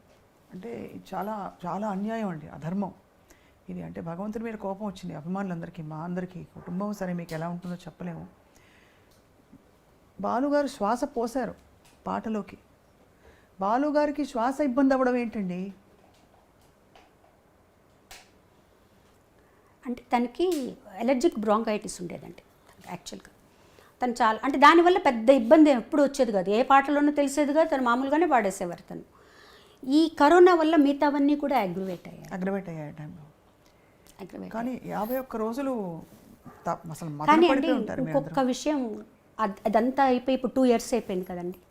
ఇప్పుడు ఆలోచిస్తే నాకు తనకి ఏది మంచిదో అదే జరిగింది అనిపిస్తుంది. అంటే మనకి బాలుగారు లేరు, మనకి లోటు తీరదు ఈ లోటు, కానీ బాలుగారు మటుకు చిరస్థాయిగా అందరి మనసులో నిలిచిపోయారు. ఎప్పటికీ బాలుగారు 100 ఏళ్ళు బతికి ఏ బెడ్లోనే ఉండి పాటలు పాడలేక తన బెడ్లో ఉంటే మనం ఎంత కష్టపడతామండి ఆలోచించండి. తను గుర్తుపెట్టుకునే విధంగా తక్కువని వెళ్ళిపోయారు. అరే ఇంకా ఉంటే బాగుండు, ఈ వ్యక్తి మనతో ఉంటే బాగుండు, ఇంకా ఎన్ని పాటలు పాడచ్చు, ఈయన ఇంకా ఎంత చేయొచ్చు అనే స్థితిలో మనల్ని అందరినీ పెట్టి వెళ్ళిపోయారు. తను ఈ మర్చిపోవడం అంటూ మనకు ఉండదు. బాలుగారిని జీవితాంతం మనతోనే ఉంటారు ఆయన, మర్చిపోవటం ఉంటాం. బాగా ఏజ్ వచ్చి అందరూ మర్చిపోయి అప్పుడు అసలు తను ఎవరు పట్టించుకొని ఒక స్థితి వచ్చిందనుకోండి, మనము చూసే వాళ్ళకి కష్టం, తన వల్ల కూడా కాదన్నమాట. పాట పాడకుండా తను ఉండలేడండి. తను ఒక్కరోజు కూడా ఒక పాట పాడకుండా ఉండలేడు. తను ఎప్పుడూ డాక్టర్లు లోపలికి వచ్చినా ఇలా పెట్టి నేను పాడతానని అనేవాడు. ట్రైకాస్టమీ చేసినప్పుడు ఎప్పుడు మళ్ళీ తీసేస్తే నేను పాడతానా అన్నీ అడుగుతూ ఉండేవారు అనమాట. సో డాక్టర్స్ ఏమన్నారు, ఒక 2 years బెడ్ రెస్ట్ కావాలి తనకి, ఇంట్లో బాగా అయిపోతే బాగా హాస్పిటల్ అట్మాస్ఫియర్ ఇంట్లో ఉండాలి అని చెప్పారు. అప్పటికే అంత. కానీ ఆ వీడియో ఇప్పటికీ కూడా మనసులో అలా మెదులుతుందండి. అవునండి, చెప్పేసి వస్తాను తిరిగి వస్తానని చెప్పి మాకు అందరికీ కూడా చెప్పారు, మీరు ఊరికే కంగారు పడి ఫోన్లు చేయకండి, వచ్చేస్తాను నేను, జస్ట్ ఊరికి పాజిటివ్ అని వచ్చింది అక్కడ జాయిన్ అయ్యాను నేను అంతే తప్పించి ఏం ప్రాబ్లమ్స్ లేవు. 15 days వరకు అలాగే. 15 days తర్వాత కోవిడ్ నెగిటివ్ వచ్చింది, ఆ తర్వాత ఒక్కొక్కటి ఇబ్బంది పెట్టేసి. So it's what ever it is అండి, హీఈస్ దేర్ ఫర్ అస్. ఆయన ఎప్పుడు మా వెనకాల ఉంటాడు. నేను చరణ్తో అందరితో అదే చెప్తాను, నా అన్న మనతోనే ఉంటారు, ఆయన మనల్ని లీడ్ చేస్తారు. వదిన గారు చాలా ఎఫెక్ట్ అయ్యారండి, మా అందరికంటే కూడా వదిన చాలా ఎఫెక్ట్ అయ్యారు. ఆవిడ ఆల్మోస్ట్ ఒక డిప్రెషన్ స్టేజ్లోకి వెళ్ళిపోయారు. ఇప్పుడు కొంచెం బెటర్, అంటే చాలా ఆరోగ్యపరంగా కూడా బాగా దెబ్బతిన్నారు ఆవిడ. అంటే ఒకే హాస్పిటల్ ఇద్దరు పక్కన ఉన్నారు. ఆవిడ కూడా కోవిడ్ వచ్చి అక్కడే జాయిన్ అయ్యారనమాట. అక్కడ ఏం జరుగుతుందో తెలియదు, పిల్లవాడు ఒక్కడు, ఎవరిని పంపించరు, వాడిని ఒక్కడనే పంపిస్తారనమాట. So it was tough time for us, very tough అండి. అసలు ఊహించడం కష్టం కదండి. ఏ రోజు డాక్టర్ ఏం చెప్తారో తెలియదు. ఇవాళ బాగుందమ్మా, ఏం ప్రాబ్లం లేదంటారు, ఇవాళ కొంచెం ఏదో ప్రాబ్లం ఉందంటారు. ఒక 51 రోజులు అలా అలా అలా అలా అలా ఇంకా మాకు వేరే థాట్ ఏమీ లేదు. అందరూ ప్రే చేయటం. ఎక్కడి వాళ్ళండి, ఎక్కడెక్కడి వాళ్ళు, ప్రపంచం అంతా ప్రే చేసింది నిజంగా. అన్ని ప్రసాదాలు, ఒక రూమ్ పెట్టారు అక్కడ, ఒక రూమ్ పెట్టి ప్రసాదాల కోసం ఒక రూమ్ పెట్టారు, ఆయనకు వచ్చే ప్రసాదాలు. అవును, కొంతమంది విభూతులు పంపించడం, షాల్స్ అన్నీ అనమాట. అసలు వరప్రసాద్ రెడ్డి గారు కూడా అప్పుడు వరప్రసాద్ రెడ్డి గారు కూడా పంపించారు, కంచిపేట నుంచి పంపించారు, తిరుమల తిరుపతి దేవస్థానం, ఇక్కడి నుంచి అందరూ. బాలుగారు వరప్రసాద్ రెడ్డి గారు అయితే రోజు ఫోన్ చేసేవారు, ఎలా ఉంది ఈరోజు, ఎలా ఉంది ఈరోజు, ఎలా ఉంది ఈరోజు, ఎలా ఉంది. అందులో బాలుగారి గొంతు అంటే కీర్తించని దేవుడు లేడు. అన్ని బాణీల పాటలు అందరు దేవుళ్ళకి పాడారు కదండి. అసలు ఇప్పటికీ ఎలా తప్పించుకుంటామండి ఆయన నుంచి మనం, చెప్పండి. మీరు ఏ రోజు ఏది ఆన్ చేసినా ఎక్కడో ఒక చోట ఆయన వస్తారు, అంతే. ఏ గుడికి వెళ్ళినా ఆయన ఉంటారు. సో ఆయన నుంచి మనం తప్పించుకోవడం అంటూ ఏం లేదు, ఆయనతో కలిసి బతకడమే మన పని అంతే. అలా అనుకుని సంతోషపడాల్సిందే. అలాంటి వ్యక్తులు చాలా రేరు, కారణ జన్ములు వాళ్ళు అంతే. అంతకంటే మా అన్నయ్య గురించి నేనేం చెప్పలేను. సత్యం అండి. మీరు భౌతికంగా చివరిసారి ఎప్పుడు కలిశారండి? తేదీ గుర్తుందా మీకు? తేదీ తను సెప్టెంబర్ 25th చనిపోయారు. 14th ఆ ప్రాంతంలో కలిశాను. ఆ తర్వాత ఇంకెవరిని అలో చేయలేదండి. అప్పటికే మీకు కొంత అవగాహన ఉండుంటుంది, అంటే అవగాహన ఉండేది, కానీ అది ప్రేమ అంటారా మరి అది కప్పేస్తుందేమో అనుకుంటారు. నాకు మా చెల్లికి ఎందుకు ఎలా అయినా తను బయటకు వచ్చేస్తాడు, హీజ్ అ ఫైటర్, వచ్చేస్తాడే అనిపించి, అన్నకి ఏం కాదు నాన్న చూసుకుంటారు, అన్నకి ఏం కాదనే అనుకునేవాళ్ళం. ఫోన్లో మాట్లాడుకో, ఏం కాదులే వచ్చేస్తాడు తను, ఏం ప్రాబ్లం లేదు. మీరు అన్నట్టు పాట లేకుండా, ఎందుకంటే అప్పుడెప్పుడో నాడ్యూల్ వచ్చి సర్జరీ చేయించాలన్నప్పుడు లతాజీ చేయించొద్దు అని చెప్పారు. ఈ విషయాన్ని పంచుకున్నారు మాతో ఒక ఇంటర్వ్యూలో. అంటే పాట లేకుండా బాలుగారిని ఊహించుకోలేమండి ఎవరు. ఊహించుకోలేము. పాట రెండు. ఇంకా ఇప్పుడు కూడా నేను టెలిఫోను రేరు, తను ఎప్పుడైనా చేసినా కూడా ల్యాండ్ లైన్ చేస్తారు ఫోన్, మా పై రూమ్లోకి అనమాట. ఫోన్ తీయగానే ఆ లైన్కి అన్నయ్య చేస్తారని మాకు తెలుసు, నేనమ్మా అన్నని అంటారనమాట. అది అలా రింగ్ అవుతూనే ఉంటుంది మనసులో. ఫోన్ వస్తుంది అంటే ఇంకా ఆ తర్వాత ఆ ఫోన్కి ఇంకా ఫోన్లు రావడం మానేసాయి అనమాట. ఆ ఫోన్ వస్తుందంటే నేనమ్మా అన్నయ్య చేస్తుంటారు, ఇంకా అన్నయ్య కదా ఫోన్ చేస్తారు అని చెప్పి తీసుకునేవాళ్ళం. సో మెనీ థింగ్స్ ఒక్క రోజులో మర్చిపోయే విషయాలు కాదు. అయ్యో, ఎంత జీవితకాలం మీ వెన్నంటే ఒక తండ్రి జీవితాంతం ఉంటుందండి, జీవితాంతం ఉంటుంది. ఎన్ని ప్రయాణాలు. తను చనిపోయిన తర్వాత ఒక 1 month తర్వాత నేను ఎయిర్పోర్ట్కి వెళ్తే నా వల్ల అవ్వలేదు అసలు. ఎందుకంటే మేము పక్కనే నెక్స్ట్ స్ట్రీట్లో తను ఉంటారు. తను బయలుదేరేటప్పుడు నాకు ఫోన్ చేసేవాడు, బయలుదేరుతున్నావా ఎయిర్పోర్ట్కి అని. తను ముందు వెళ్ళిపోతే అక్కడి నుంచి నాకు ఫోన్ చేసేవాడు. ఎంతసేపు ఓవర్సీస్కి అయితే మరి వీసాలు అవన్నీ చెకింగ్ ఉంటుంది, ఇంకా రాలేదు, నువ్వు వెయిట్ చేస్తున్నావు తొందరగా రా. ఆ ఎయిర్పోర్టు అక్కడ వెళ్ళటం, అందరం కలిసి వెళ్ళటం, చాలా రోజుల వరకు నాకు చరణ్కి అది చాలా కష్టం అనిపించింది, ట్రావెలింగ్ అనమాట. తర్వాత మాకు మేమే నెమ్మదిగా ఇలా అనుకొని, నాన్న కష్టపడి బెడ్లో ఉండి ఇంత చేసే కంటే కూడా వెళ్ళిపోయారు ఆయన ఒక రకంగా. అలా సర్దుకొని వాడికి సర్ది చెప్పి. ప్రేమ నుంచి మనకి చిన్న కోపం కూడా వస్తుంది. అన్నయ్య కోవిడ్ టైం ట్రావెల్ చేయొద్దంటే వెళ్ళిపోయారు మీరు ఇలాగా పాట పాడడానికి అని. ఒక్క కించితైనా అలాంటి ఒక ఆలోచన వచ్చిందా? ఎందుకు పాడడానికి వెళ్ళిపోయారు అన్నయ్య, అంత రిస్క్ తీసుకుని ఎందుకు వెళ్ళారు మీరు అని? అంటే తను వెళ్ళారు అని నాకు తెలియదండి. యాక్చువల్గా సుధాకర్ గారికి ఫోన్ చేశారట ఆయన, ఇట్లా వద్దాం అనుకుంటున్నాను, అక్కడ పరిస్థితులు ఎలా ఉన్నాయి అని. తను అక్కడే ఉన్నారు అప్పుడు. ఆ లెవెల్లో రామోజీ ఫిలిం సిటీలో అన్ని జాగ్రత్తలు తీసుకుంటున్నారండి, నేను షూట్ చేస్తున్నానని చెప్పారటమాట. ఆయనకు కూడా మనసులో అది ఉండిపోయింది, నేను ఎందుకు చెప్పాను అలా అని. వదిన అందరూ చెప్పారట ఈ విషయాలని. నాకు తెలియదు, తను అక్కడ ఉన్నారు, తను మధ్యలో వెళ్తున్నారని. ఒక 1 month ఎక్కడికి వెళ్ళలేదు, 1 dayకి వెళ్తున్నారని కూడా తను వెళ్ళిపోయాక తెలిసింది మాకు. తెలిసిన తర్వాత తను వచ్చాక మామూలుగా ఉన్నారు, 1 week బాగున్నారు. సరే పర్వాలేదులే, వెళ్ళారు, బాగానే ఉన్నారు.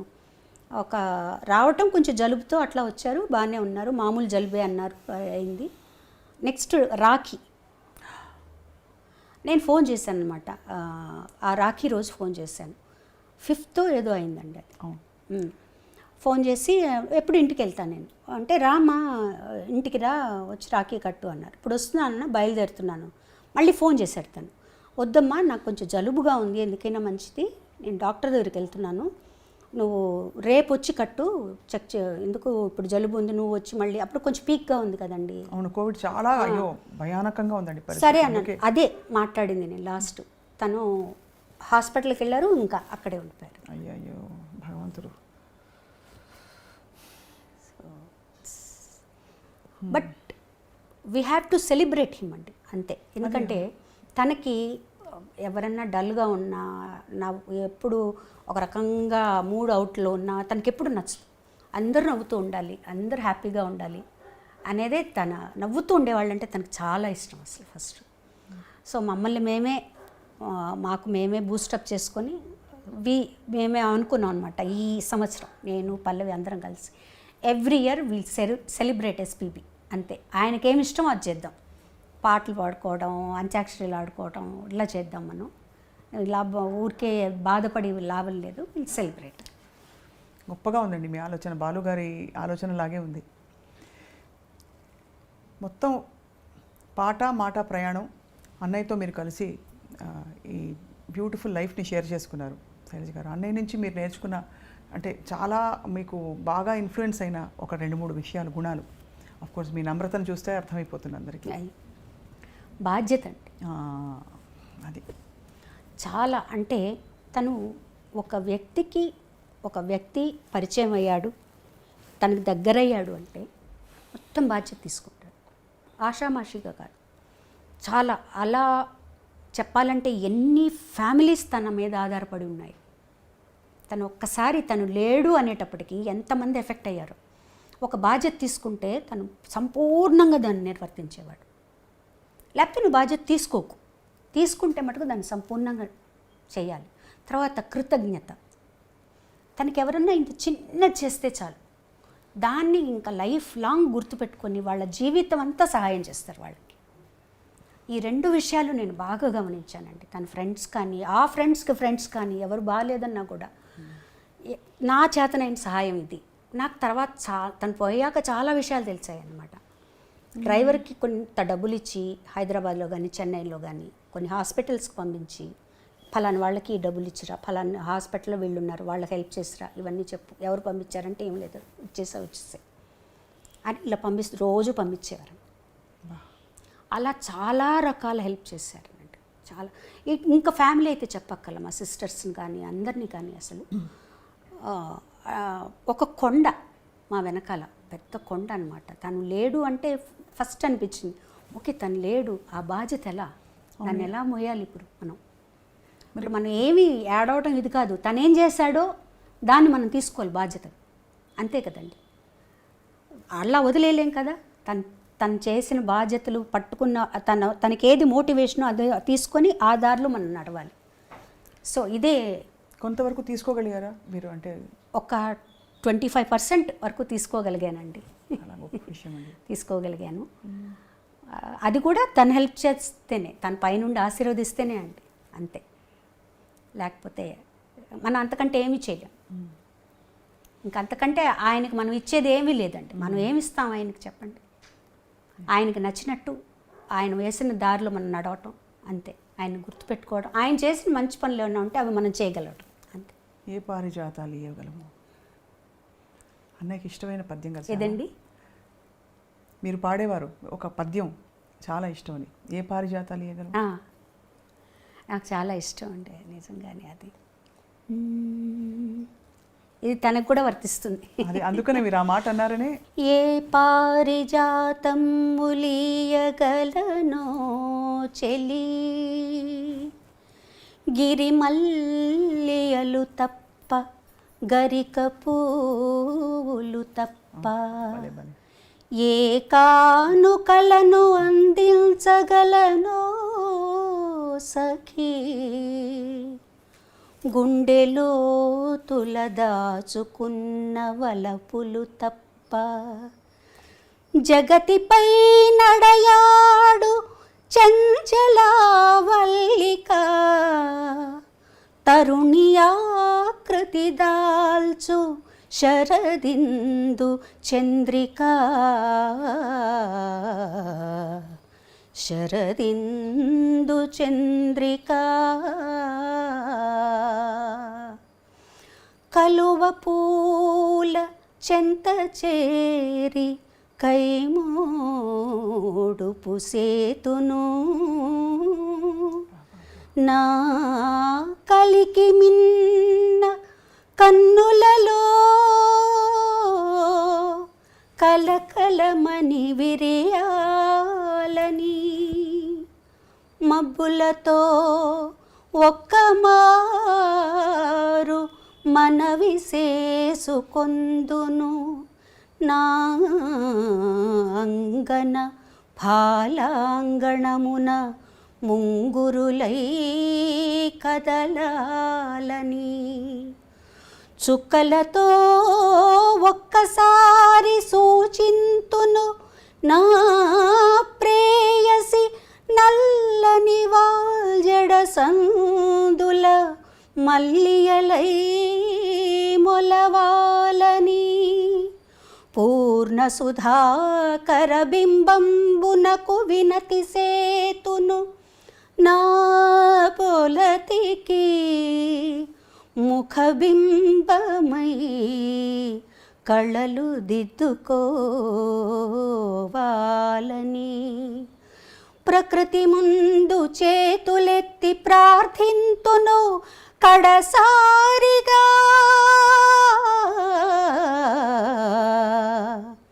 నా రమణికి బదులుగా ఆకారము ధరించాలని. అద్భుతంగా ఉందండి, అద్భుతం. ఆ రవ్వలు కానీ సిన్సియరిటీ ఇన్కార్నేట్. ఇప్పుడు డబ్బింగ్ చెప్పట్లేదా శైలజ గారు మీరు? లేదండి, డబ్బింగ్ చాలా రోజులైందండి. అంటే ఇక్కడి నుంచి చెన్నై నుంచి హైదరాబాద్ షిఫ్ట్ అయ్యాక కొన్ని సినిమాలకు చెప్పాను, ఆ తర్వాత లేదు చెప్పడం మానేసి. వెళ్ళలేదు చెప్పడం. మొత్తం చాలా సినిమాలకు చెప్పారు. దాదాపు 60 to 70 సినిమాలు చెప్పానండి నేను. యాక్చువల్ అంటే అన్ని dubbing to dubbing, Malayalam dubbing, Kannada dubbing, Telugu dubbing, Telugu straight, Tamil straight. Malayalam మరి మలయాళం కొరచ్ అరి, కానీ చాలా కష్టం కదండి. అంటే చాలా కష్టం అండి, అంటే పాడడం కూడా చాలా కష్టం మలయాళం. ఎన్ని నాళ్ళు ఉంటాయో, ఎన్ని రాళ్ళు ఉంటాయో. అమ్మో, ఎలా నేర్చుకున్నారు? నాకు దాస్ గారు నేర్పించారు, దాస్ గారు. ఆయన మ్యూజిక్ డైరెక్షన్లో పాడాను. ఆయన కూర్చోబెట్టి నేర్పించి నాకు ఒక కితాబ్ కూడా ఇచ్చారు. అన్నయ్య గారు చెప్పారు, నీకంటే తన ప్రొనౌన్సియేషన్ బాగుంటుంది మలయాళం అని. సో ఆయన నేర్పించారు ఎలా అన్నారు. తర్వాత ఆ పట్టుకోవడం కూడా వచ్చింది నాకు. వాళ్ళ ఒక ఫ్లో ఉంటుంది మలయాళంలో, జ్ఞాన్ ఎందు పోయి ఇందు వరే వరు అట్లా ఉంటుంది కదా, అది పట్టుకుని అది వచ్చిందనమాట. అందుకని మలయాళం కొంచెం అర్థం అవుతుంది కూడా. కొంచెం సాంస్క్రిట్ ఎక్కువ ఉంటుందండి మలయాళం. అది అందమైన పదాలు, పువ్వుల్లో చాలా చాలా రేర్ పదాలన్నీ వస్తుంటాయి వాళ్ళ పాటల్లో చాలా. సో అయితే మలయాళంలో డబ్బింగ్, తమిళ్లో డబ్బింగ్, తెలుగులో డబ్బింగ్. అంటే మలయాళం నుంచి తెలుగులో డబ్బింగ్ చెప్పాను. ఓహో, మలయాళంలో మీరు డబ్బింగ్? అయ్యో భలే వాళ్ళే, మలయాళంలో నేను డబ్బింగ్ చెప్పడం ఏంటండి. అంటే కన్నడ సినిమాలు, మలయాళం సినిమాలు తెలుగులో డబ్బింగ్ చెప్పాను, తమిళ్లో డైరెక్ట్గా చెప్పాను, మామూలుగా డబ్బింగ్ చెప్పాను సినిమాలకి. తెలుగులో యాజ్ ఇట్ ఇస్ మీకు తెలుసు డబ్బింగ్. నిన్నే పెళ్ళాడతాలో అది అల్లరి పిల్లే కనిపిస్తుంది మీ డబ్బింగ్. ఆఫ్ కోర్స్ చాలా సినిమాలు మీరు, కానీ ఈ రెండు మీరు కంటిన్యూ చేస్తున్నప్పుడు మీరు డైరెక్ట్గా అడిగేసేవారా నాకు దిస్ మై రెమ్యూనరేషన్ అని? అంటే కొంచెం జంక్ ఉంటుంది కదా మనకి. నేను నా రెమ్యూనరేషన్ గురించి నేను ఎప్పుడు అడిగేదాన్ని కాదండి, టు బీ ఫ్రాంక్. నిజంగా అది ఒక్కసారి నాకు మైనస్ కూడా. అవును, ఎందుకంటే విఠల్ గారు ఉండేవారు, బాలు గారు, ఆయనే చూసుకునేవారు. ఆయన వెళ్ళిపోయిన తర్వాత కూడా నాకు ఇంత అడగాలి, ఇంత చెప్పాలి అది తెలీదు నాకు. అవును, తెలీదు. ఆ తర్వాత నెమ్మదిగా నేర్చుకున్నాను అనమాట. ఫీల్డ్లో ఉండాలంటే మనం తప్పదు కదా, మనం మన కష్టానికి ఫలితం కూడా ఉండాలి కదా అని చెప్పి. మీ సాధన వేగా అండి. అసలు డబ్బింగ్ చెప్తే వాయిస్ చాలా స్ట్రెయిన్ అవుతుందండి, చాలా స్ట్రెయిన్ అవుతుంది. పాడడానికి కూడా రఫ్ అయిపోతుంది వాయిస్. ఒకరోజు డబ్బింగ్ చెప్పి ఆ రోజు సాంగ్ పాడాలంటే కొంచెం కష్టంగా ఉంటుంది. అందులో కొన్ని సినిమాలు ఎక్కువ నేను చెప్పిన మన అరుపులు అలాంటివి ఉన్నాయి, ఎమోషనల్ ఉన్నాయి అనుకోండి, అవి చాలా చాలా కష్టం. చాలా మనం ఎక్కువ మాట్లాడితేనే యాక్చువల్గా గొంతు దెబ్బతింటుంది. పాడడం వల్ల దెబ్బతిందండి, మాట్లాడడం వల్ల దెబ్బతింటుంది. మీకు అడ్వాంటేజ్ మీ గొంతు చాలా rounded, young, high pitch voice. భగవంతుడి అనుగ్రహం అండి అది నిజంగా. మంచి చక్కటి, ఇప్పటికీ అందుకే యంగ్గా ఉందని ఇందాక మొదలుపెట్టింది. అలాగే మీ పాట విని మీ వారేమంటారు సుధాకర్ గారు? ఆయన ఎప్పుడు పాడమంటారండి. ఆయన ఎప్పుడు నేను పాడుతుంటే తనకు చాలా ఇష్టం, ఈ పాట పాడు, ఆ పాట పాడు అంటారు. అలాగే గెస్ట్లు ఎవరన్నా ఇంటికి వచ్చినా కూడా వాళ్ళు అడగక్కర్లే, ముందు ఏం చెప్పేస్తారు, మీకోసం ఒక పాట పాడుతుంటాను. అయ్యో ఎంత బాగుందండి. సో అది ఇబ్బందే లేదు తనకి. నా పాటలు అంటే చాలా ఇష్టం, ఎప్పుడు ఇంకా బాగా ప్రోత్సహిస్తారు. మీకు అభ్యంతరం లేకపోతే వారు మిమ్మల్ని బాగా అడిగి పాడించుకునే పాట మీ పెళ్ళైనప్పటి నుంచి? ఎప్పుడు అడిగించుకొని ఎక్కువగా ఆయన హిందీ పాట ఆచార్య పరదేశి పాడమంటారండి, చాలా ఇష్టం. మధుమతిలో అది చాలా ఇష్టం. హిందీ పాటలు ఎక్కువ అడుగుతారు. పాడతారా సుధాకర్ గారు కూడా పాడతారా? లేదు, నటనలోనే వద్దంటారు. నేను వింటే చాలు, పాడొద్దు అంటారు. బాగా ఎంజాయ్ చేస్తారు, ఎంజాయ్ చేస్తారా? బాగా ఎంజాయ్ చేస్తారు పాటలు. అండ్ కొన్నిసార్లు చెప్తారు కూడా, నువ్వు ఇక్కడ ఇంకొంచెం ఎక్స్ప్రెసివ్గా పాడుంటే బాగుండేది, ఆ బాలుగారు చూడు అక్కడ ఎలా పాడారు అవి చెప్తాను. నేను చెప్పాను ఉన్న దాంట్లో 50% వస్తుంది బాలుగారు ఉంటే, దానికంటే ఎక్కువ రాదు. మరి ఇంత బిజీగా ఉండే శైలజ గారికి వంట వచ్చా అని అడగచ్చా? అంటే వంట చేయాలి అందరూ అని కాదు, కానీ మీ బాలు గారు భోజన ప్రియులు అని తెలుసు, మీ ఇంట్లో అందరూ భోజన ప్రియులు. సుధాకర్ గారు కూడా భోజన ప్రియులు. సుధాకర్ గారికి ఏం వంట చేసి పెట్టుంటారు? సుధాకర్ గారికి ఏం చేసినా తింటారండి. బాగా అందరం వెజిటేరియన్స్ మేము, ఎగ్ కూడా ఎవరు తీసుకోరు. నాకు వంట బాగొచ్చు, నాకు ఇష్టం వంట చేయడం, నాకు బాగా ఇష్టం అనమాట. అన్ని రకాలు చేస్తా. మా బాబుకి నార్త్ ఇండియన్ ఇష్టం, అవి చేస్తాను. సుధాకర్ గారికి ఎక్కువగా పచ్చళ్ళు, కారాలు, పొడులు ఇవి కావాలన్నమాట. సో ఆయనకి అవి అంటే మనుషులు ఉన్నా కూడా నాకు వంట తెలిసిపోతుంది కదా. అంటే ఎవరు లేకపోయినా కూడా నేను చక్కగా చేసుకోగలను, ఎవరి మీద ఆధారపడక్కర్లేదు వంట గురించి. కానీ ఏ విషయంలోనూ ఎవరు లేకపోయినా మనం గడపగలగాలి కదండి ఫస్ట్. అవును. సో వంట పెళ్ళైన తర్వాత నేర్చుకున్నాం. మా మామగారే నాకు కుక్కర్ పెట్టడం నేర్పించారు. అరేంజ్ మ్యారేజే కదండి? అరేంజ్డ్ మ్యారేజ్ అండి. అదే ఇప్పటికీ అందరికీ అదే డౌట్, అరేంజ్డ్ మ్యారేజా లవ్ మ్యారేజ్? అరేంజ్డ్ మ్యారేజ్ మాది, పక్కా అరేంజ్డ్ మ్యారేజ్. కానీ బాగా షూర్గా ఎస్ అనేసారా, లేకపోతే ఎలాగో అందరు అమ్మాయిలాగా ఇంట్లో చెప్పారు, పెద్దవాళ్ళు చెప్పారంటే మంచిగా చెప్పారని ఒప్పేసుకున్నారా, లేక మీరేమన్నా? అంటే నన్ను అడగడం అంటూ ఏం లేదండి. మార్నింగ్ లేపి వాళ్ళని ఎంగేజ్మెంట్ అన్నారు అంతే. అలా అంటే నాకు అంటే చాలా సంబంధాలు ఎక్కువగా నాకు అమెరికా సంబంధాలు అలా వచ్చేవండి. నేను ఎప్పుడు చెప్పేదన్నమాట, అమెరికాకు వెళ్ళే క్వశ్చనే లేదు, నేను చెన్నై దాటి వెళ్ళను ఎక్కడికి, అన్నయ్య వాళ్ళ ఇంటి దగ్గరే ఉండాలి. ఇవన్నీ అన్న తర్వాత మా అమ్మగారు మా అన్నయ్య వెళ్ళి, మా అమ్మగారు చెప్పారు మేము ఊరికే వెళ్ళి చూసొస్తాము, వాళ్ళ ఫ్యామిలీ ఎలా ఉంది, శుభలేఖ సుధాకర్ ఫ్యామిలీ వాళ్ళు ఎట్లా ఉన్నారు చూస్తాం, మనకు నచ్చితే మాకు నచ్చితే అప్పుడు చెప్తామన్నారు. అది చెప్పాలి కదా నాకు, నచ్చింది నచ్చలేదని. మార్నింగ్ లేచి నీకు ఎంగేజ్మెంట్ అంటే ఎలా ఉంటుందండి, కోపంగా ఉంటుంది. ఆ రోజంతా కొంచెం సీరియస్గా ఉన్నా, బట్ ఎంగేజ్మెంట్ అయిపోయింది అనుకోండి. తర్వాత మళ్ళీ పాపం ఆయన కూడా చెప్పారు, నాకు కూడా అలాగే చెప్పారు, మార్నింగ్ లేపి నీకు ఎంగేజ్మెంట్ రింగ్ తీసుకురా అమ్మాయికి అని చెప్పారు. ఇంతకీ కొంచెం లేట్గా అడుగుతున్నాను, నచ్చారు కదా? నచ్చారు కదా, ఎందుకు నచ్చరండి, మంచి మనిషి అండి. ఊరికే అన్నాను ఏదో సరదాకి. కానీ లేదు, ఎందుకంటే అమ్మ అన్నయ్య వీళ్ళు సెలెక్ట్ చేశారంటే డెఫినెట్గా మంచి వాళ్ళనే చూసి సెలెక్ట్ చేస్తారు. మీ అబ్బాయి శ్రీకర్? ఒక బాబు అండి మాకు, వాడు MBA ఇన్ మీడియా మేనేజ్మెంట్ చేసి ఇప్పుడు ఒక కంపెనీలో పనిచేసి చెన్నైలోనే చేస్తున్నాడు. నట వారసత్వం వచ్చిందా, పాట వారసత్వం వచ్చిందా?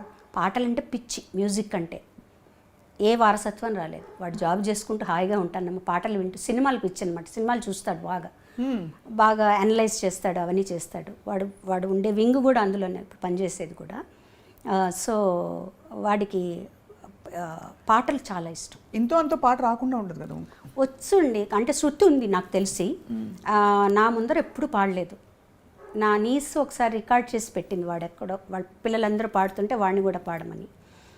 శృతి ఉంది, పాడగలుగుతాడు. అండ్ చెప్తాడు, ఈ పాటలాగా ఉంది కదమ్మా, ఈ పాట ఈ రాగం ఒకటేనా అట్లా అడుగుతాడనమాట. ఈ పాటలోంచి తీసుకున్నారా ఏమన్నా, అవన్నీ తెలుస్తాయి. అంటే ఏ రకంగానూ ఇటు మా అబ్బాయి కానీ మా వారు కానీ నా కెరియర్కి ఎప్పుడూ ఇబ్బందిగా లేదు, నో చెప్పరు. ఇంకా నువ్వే టిమిడ్గా ఉంటావు, వెళ్ళవు, ఇంకా ప్రోగ్రామ్స్ అవి చేయొచ్చు కదంట. నేను కంఫర్టబుల్గా ఉన్నాను చాలు, నాకంటూ కొంచెం టైం కావాలి నా మెడిటేషన్స్కి, నాకు వాటి. మెడిటేషన్ చేస్తారా? చేస్తాను, డైలీ చేస్తాను. రమణ మహర్షి? లేదండి, కామ్గా కూర్చుంటా. నా గురువు గారు వచ్చి చంద్రశేఖరేంద్ర సరస్వతి స్వామి వారు, కంచిపీఠ. సో కామ్గా కూర్చుంటాను, నాలో ఉండే బ్యాడ్ అంతా పోవాలి, అందరి పట్ల లవ్ రావాలి, ప్రస్తుతం అందరి గురించి అందరూ బాగుండాలనుకోవాలి. అది కష్టం కదండి, మనం ఎంత లేదన్నా ఎక్కడో ఒక చోట ఏదో కోపాలు వస్తాయి ఒకళ్ళ మీద, అవేవి రాకుండా ఉండాలి. కానీ మానవ మాత్రులకే అది సహజం కదా? సహజం. అసలు కూర్చున్నప్పుడు ఎన్ని ఆలోచనలు వస్తాయండి, అప్పుడే వస్తాయి, ఎప్పుడు లేని అన్ని ఆలోచనలన్నీ అప్పుడే వస్తాయి అన్నమాట. అదే సాధన అనుకుంటాను నేను, వాటిని తీసేయడం, నలుగురు బాగుండాలనుకోవటం. సగం మనల్లో కానీ అసూయ లేకపోతే మనం హ్యాపీగా ఉంటామండి, ఆరోగ్యంగా ఉంటాం. తర్వాత రోజు ఇంట్లో అంటే ప్రయాణాలు లేకుండా ఇంట్లో ఉంటే రోజు క్రమం తప్పకుండా అమ్మవారి దగ్గర పాటలు పాడతానండి. మా అమ్మవారు అంటే నాన్నగారి కోసం ఒక త్యాగరాజ కృతి, ఆ రోజు ఏదైతే ఆ అమ్మవారికి ఒక కృతి, ఇప్పుడు ఆంజనేయ స్వామి అయితే ఆంజనేయ స్వామికి ఒక కృతి, అలా పాడుకుంటాను. దేవుడి దగ్గర పాడడం అలవాటు. దేవుడు మీ ఇంటికి కచేరీ ఉన్నప్పుడు కూడా ఆ సాంగ్స్ దేవుడి దగ్గర పాడుకుంటా ప్రాక్టీస్ చేసి. ముందు ప్రాక్టీస్ చేసి దేవుడి దగ్గర ఏ పాటలు అయితే అన్ని వాళ్ళకే స్టేజ్లో బాగా రావాలని కొత్త పాట పాడుతున్నాను అనుకోండి స్టేజ్లో, అది ప్రాక్టీస్ చేసి వాళ్ళ ముందర పాడి అప్పుడు పాడతాను. చక్కగా ఇంటికి రాగానే తులసి కోట పైన దర్శనం ఇచ్చి ఎంత అందంగా ఎంత కళకళలాడుతూ కనిపించింది తులసమ్మ. తర్వాత పైకి రాగానే అగరత్తుల సువాసన భలే బాగుంది. నాకు కావాలని సపరేట్గా పెద్ద రూమ్ కట్టించుకున్నానండి, దేవుడి రూమ్. సో నేను ఇష్టదైవం అమ్మవారేనా? అమ్మవారే, లలితమ్మ. లలితమ్మ. మీరు ఆ నిండుగా అమ్మవారి లక్షణాలన్నీ అంటే ఒకవైపు సౌమ్యం, ఇంకోవైపు సముచితమైన రౌద్రము అన్నీ కలగలిసి అలా చక్కగా ఉన్నారు మీరు. అందుకని అమ్మవారి అంటే నేను నమ్ముతానండి, అమ్మవారి ఏ దైవం మనకి దగ్గరైతే ఆ దైవంలోని కొన్ని కొన్ని ఎనర్జీస్ అంటాం కదా, ఎనర్జీస్ తప్పకుండా ఉంటాయండి. ఇప్పుడు అందరు దేవుళ్ళు అమ్మవారే అనుకోవచ్చు మనం, అవును, సకల దేవుళ్ళు అమ్మవారే అనుకోవచ్చు. ఆ ఒక ఎనర్జీ ఉంది అక్కడ, ఆ ఎనర్జీ నన్ను కాపాడుతుంది. ఇప్పుడు ఒక్కడ గుర్తుపెట్టుకోండి, మనుషులు ఎవరి మీదన్నా మనం ఆధారపడ్డాం అనుకోండి, వాళ్ళు ఒక్కసారి మనల్ని బెట్రే చేసినప్పుడు మనకి జీవితం మీద ఒక రకమైన భయం, విరక్తి వస్తాయి. భగవంతుడే మన స్నేహితుడు అనుకోండి, భగవంతుడిని భయపడకూడదు, మనం స్నేహితుడు అనుకోవాలి. అన్నీ చెప్పుకున్నాం అనుకోండి అంటే మీరు ఆయన వింటాడు తప్పకుండా. ఒక ఎనర్జీ ఉంది. అది మీకేమన్నా ఎప్పుడైనా స్వయంగా అవగతం అయిందా? అంటే ఇలా విన్నారు, నా మొరని భగవంతుడు ఆలకించాడని. అంటే కొన్ని షేర్ చేసుకోవచ్చు, కొన్ని షేర్ చేసుకోలేము. బట్ జరిగాయి ఎక్స్పీరియన్సెస్ జరిగాయి.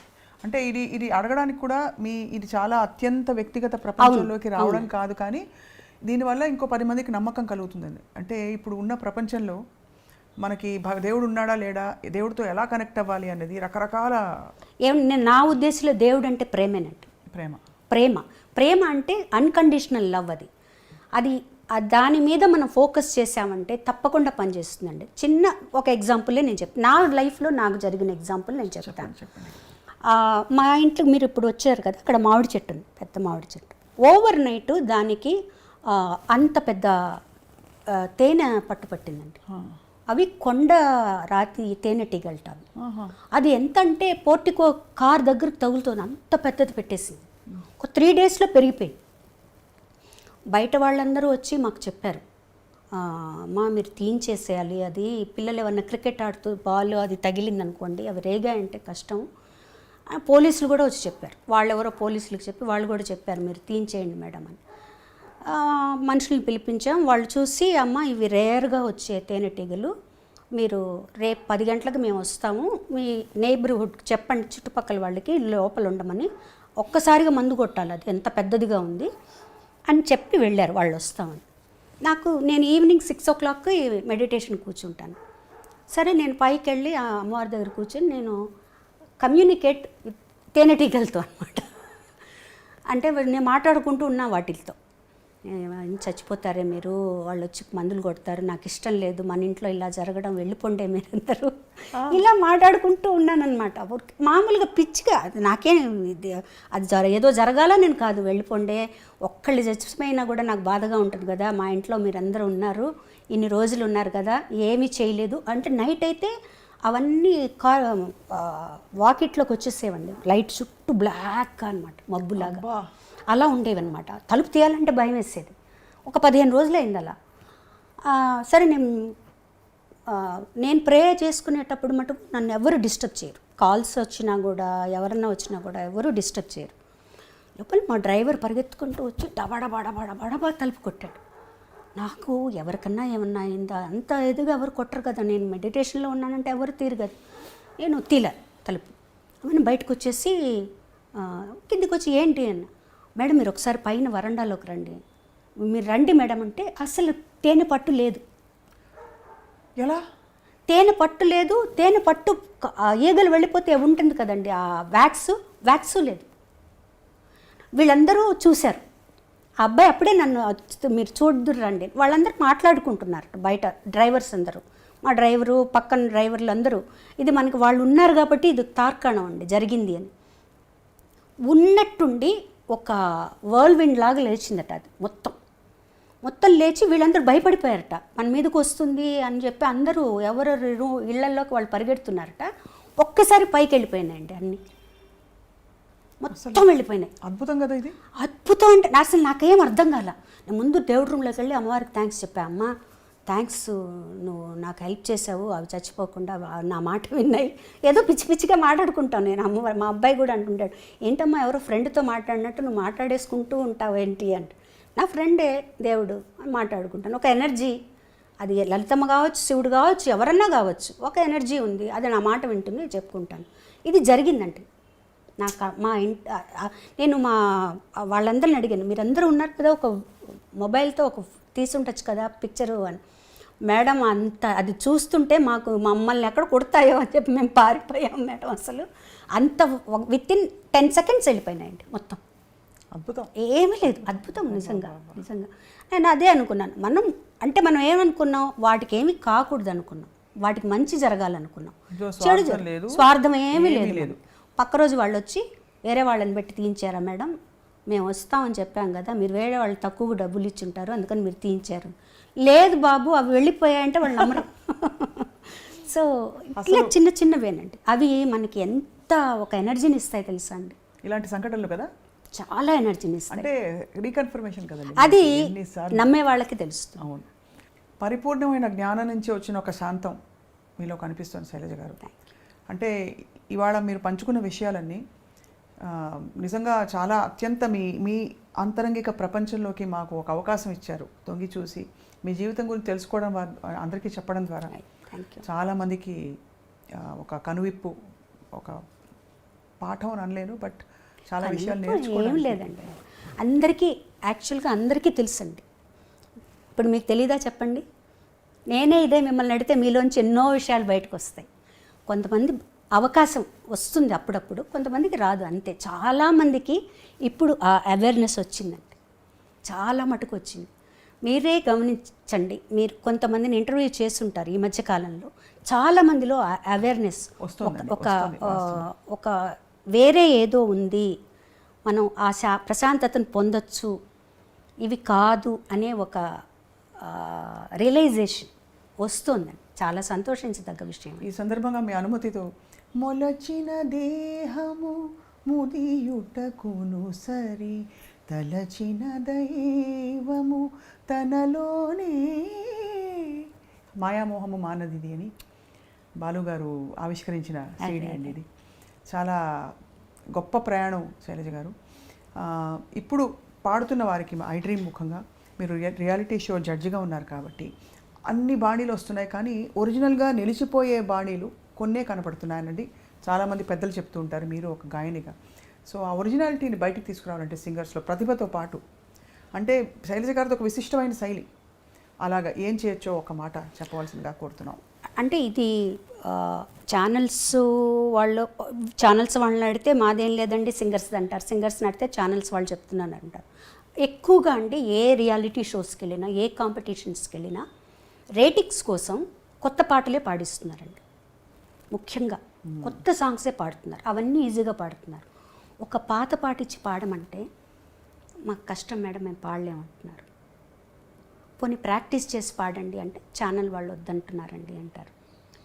గేస్ చేయడం ఎలా అండి వాళ్ళని చెప్పండి. ఇప్పుడు ఒక లెవెల్లో ఉన్న సాంగ్స్ అందరూ పాడుతున్నారు, పాడేవాళ్ళు ఉన్నారు యాక్చువల్గా మంచి పాత పాటలు తీసుకొని. అంటే నేను పాత పాటలే పాడాలని నేను చెప్పట్లేదండి, వాటిల్లో ఉండే ఆ కష్ట సాధ్యమైన కొన్ని గమకాలు అవన్నీ కూడా పాడితే వీళ్ళ పొటెన్షియల్ ఏంటో మనకు తెలుస్తుంది.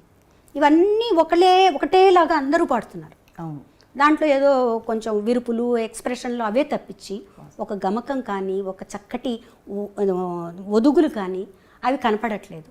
మేము చెప్పినా కూడా జనాలు అంతగా నచ్చరండి. జనాలకి కొత్త పాటలు తప్పిస్తే పాత పాటలు నచ్చవు. ఎందుకు నచ్చవండి?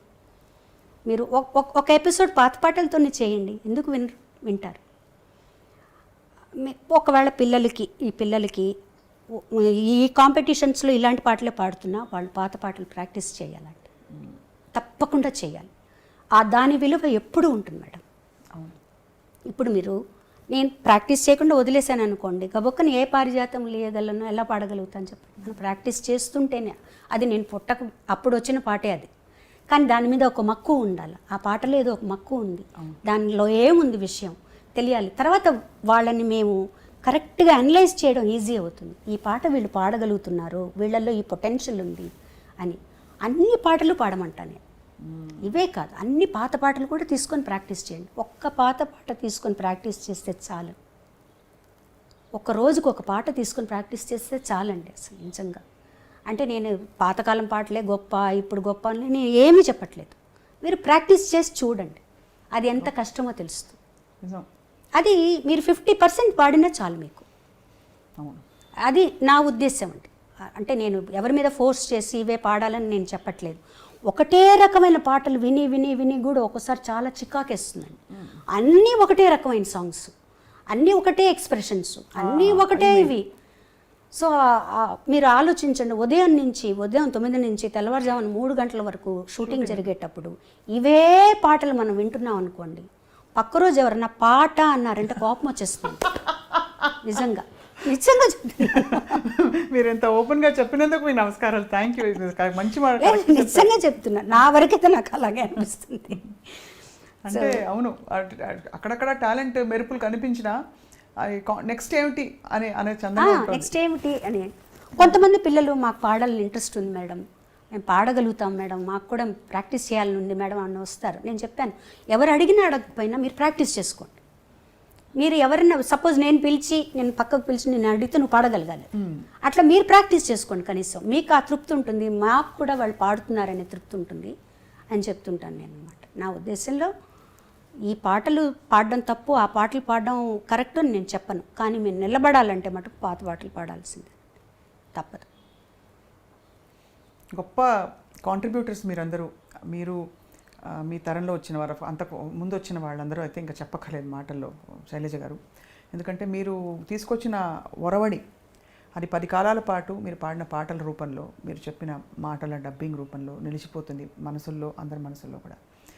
ఇవాళ నిజంగా గొప్ప అనుభూతి మీతో మాట్లాడడం. కొత్తగా మళ్ళీ మిమ్మల్ని తెలుసుకున్న భావన కలుగుతుందండి. నాకు కూడా అలాగే అనిపిస్తుంది. అంటే రొటీన్ ఇంటర్వ్యూస్ లాగా కాకుండా చాలా విషయాలు, అంటే నేను కొన్నిసార్లు ఇది చెప్పకూడదు అనుకున్నవి కూడా నా చేతి చెప్పించేశారు మీరు. అయ్యో, అలా కాదు, చెప్పకూడదంటే ఒక్కొక్కళ్ళకి ఒక్కొక్క ఇన్హిబిషన్ ఉంటుంది కదండి. కొన్ని నేనే పెట్టుకుందామని మీరు అన్నారు కదా, దానివల్ల ఎవరైనా ఇన్స్పైర్ అవుతారేమో. ఖచ్చితంగా అవుతారని నేను ఎందుకు నమ్ముతానంటేనండి, అందరూ ఇప్పుడు వెతుక్కుంటున్నారు ఏమిటి ఎక్కడ. ఎందుకంటే మాయా ఎంత వెలుగునకు అంతే చీకటి, ఎంత సంపదకు అంత ఆపద, తెలిస్తే మోక్షము, తెలియకుంటే బంధము. ఇవన్నీ మీరు అద్భుతంగా ప్రస్తావించారు. నాకు ఇష్టమైన కీర్తన అది చాలా. సో ఇప్పుడు మీరు చెప్పిన ఈ విషయం చాలా మందికి మనసుల్లో అలా హత్తుకుంటుంది. వాళ్ళందరికీ అంటే ఇందులో ఒక శాంతి ఉందండి, డెఫినెట్గా ఉంది. అంటే మనం ముక్కు మూసుకొని జపం చేస్తూ కాన్సన్ట్రేషన్ చేస్తూ ఇక్కడ ఏదో పెట్టి నేను అది కూడా చేయను. కామ్గా కూర్చుంటాను, నాలో ఉండే బ్యాడ్ అంతా తీసేయమని అడుగుతాను భగవంతుడిని. తీసేసి ఒక ఎనర్జీ ఉంది పైన, ఒక అద్భుతమైన ఎనర్జీ ఉంది, అందరి మీద ప్రసరిస్తోంది. అది నాకు తెలుసుకునేటట్టు చేయి, నాలో ప్రవహించనియదు. ఇదే నేను ప్రాక్టీస్ చేస్తానండి. ఎందుకంటే ఏం చేయ సాధ్యమైనంత వరకు అందరినీ ఒక సమదృష్టితో చూసేటట్టు. అది కష్టం అండి, అది సాధన చేయడం చాలా ఒక్క రోజులో వచ్చేది కాదు. భగవంతుడి అనుగ్రహం మనకు ఉండాలి, అంతే, తప్పదు. అందరినీ ఒకేలాగా చూడాలి, అందరి పట్ల నిజమైన ప్రేమ ఉండాలి, ఆర్టిఫిషియాలిటీ ఉండకూడదు, అందరూ బాగుండాలని కోరుకోవాలి. అదే మెడిటేషన్ అని నా ఉద్దేశం అండి. చాలా గొప్పగా చెప్పారు. ఇది తుది మెరుపు అండ్ ప్రేక్షకులందరికీ, చూసే వాళ్ళందరికీ కూడా ఒక చక్కటి సిద్ధాంతం, ఒక చక్కటి బాట వేశారు మీరు ఇవాళ. శైలజ గారు, మా ఐ డ్రీమ్ ప్రేక్షకులు మీకోసం వెయిట్ చేస్తారు కాబట్టి వారికి బెస్ట్ విషెస్ చెప్పాల్సిన కోరుతున్నాం. అందరికీ నమస్కారం అండి. ఇంతసేపు మీరు ఓపిక్గా ఈ ఇంటర్వ్యూ చూసినందుకు చాలా సంతోషం. మీలో ఎవరికన్నా ఒక్కరికైనా కూడా ఈ మెడిటేషన్ మీద మీకేమన్నా ఒక మక్కువ కలిగితే నా అంత సంతోషించే వాళ్ళు ఇంకొకళ్ళు ఉండరు. Thank you. ఈ ఆపర్చునిటీ ఇచ్చిన ప్రతి ఒక్కరికి, ముఖ్యంగా స్వప్న గారికి ఇంత బాగా ఇంటర్వ్యూ చేసినందుకు అందరికీ నా కృతజ్ఞతలు అండి. అందరూ హ్యాపీగా, ఆనందంగా, ఆరోగ్యంగా ఉండాలని కోరుకుంటున్నాను. ఎస్పి శైలజ గారు అక్షరాల మన సిల్వర్ స్క్రీన్ లెజెండ్. వారికి ధన్యవాదాలు చెప్పుకుంటూ ఇది ఇవాల్టి ప్రత్యేక కార్యక్రమం. ధన్యవాదాలు. కంచి కామాక్షి కంజదళాక్షి కంచి కామాక్షి కంజదళాక్షి కంచి కామాక్షి కంజదళాక్షి కామదహన మనమోహిని జనని కంచి కామాక్షి కంజదళాక్షి కామదహన మనమోహిని జనని కంచి కామాక్షి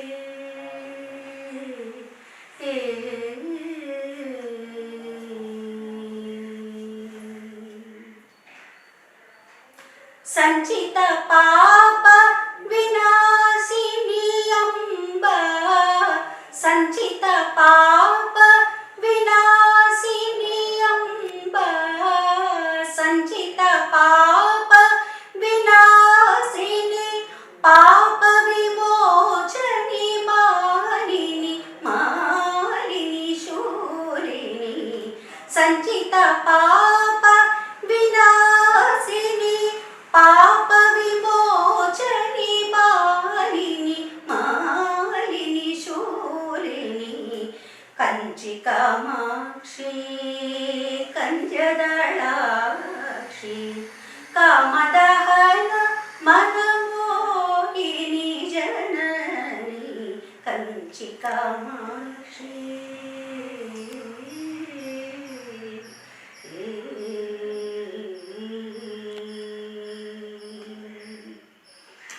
వరదరాజ సహోదరి వైష్ణవే వాంఛితార్థ ఫలదాయకి గౌరీ వరదరాజ సహోదరి వైష్ణవే వాంఛితార్థ ఫలదాయకి గౌరీ సురవర మునిగణ పూజిత చరణే సురవర మునిగణ పూజిత చరణే సుజన పోషణి శుకపాణి కళ్యాణి సుజన పోషణి శుకపాణి కళ్యాణి కంచి కామాక్షి కంజదళాక్షి కామదహ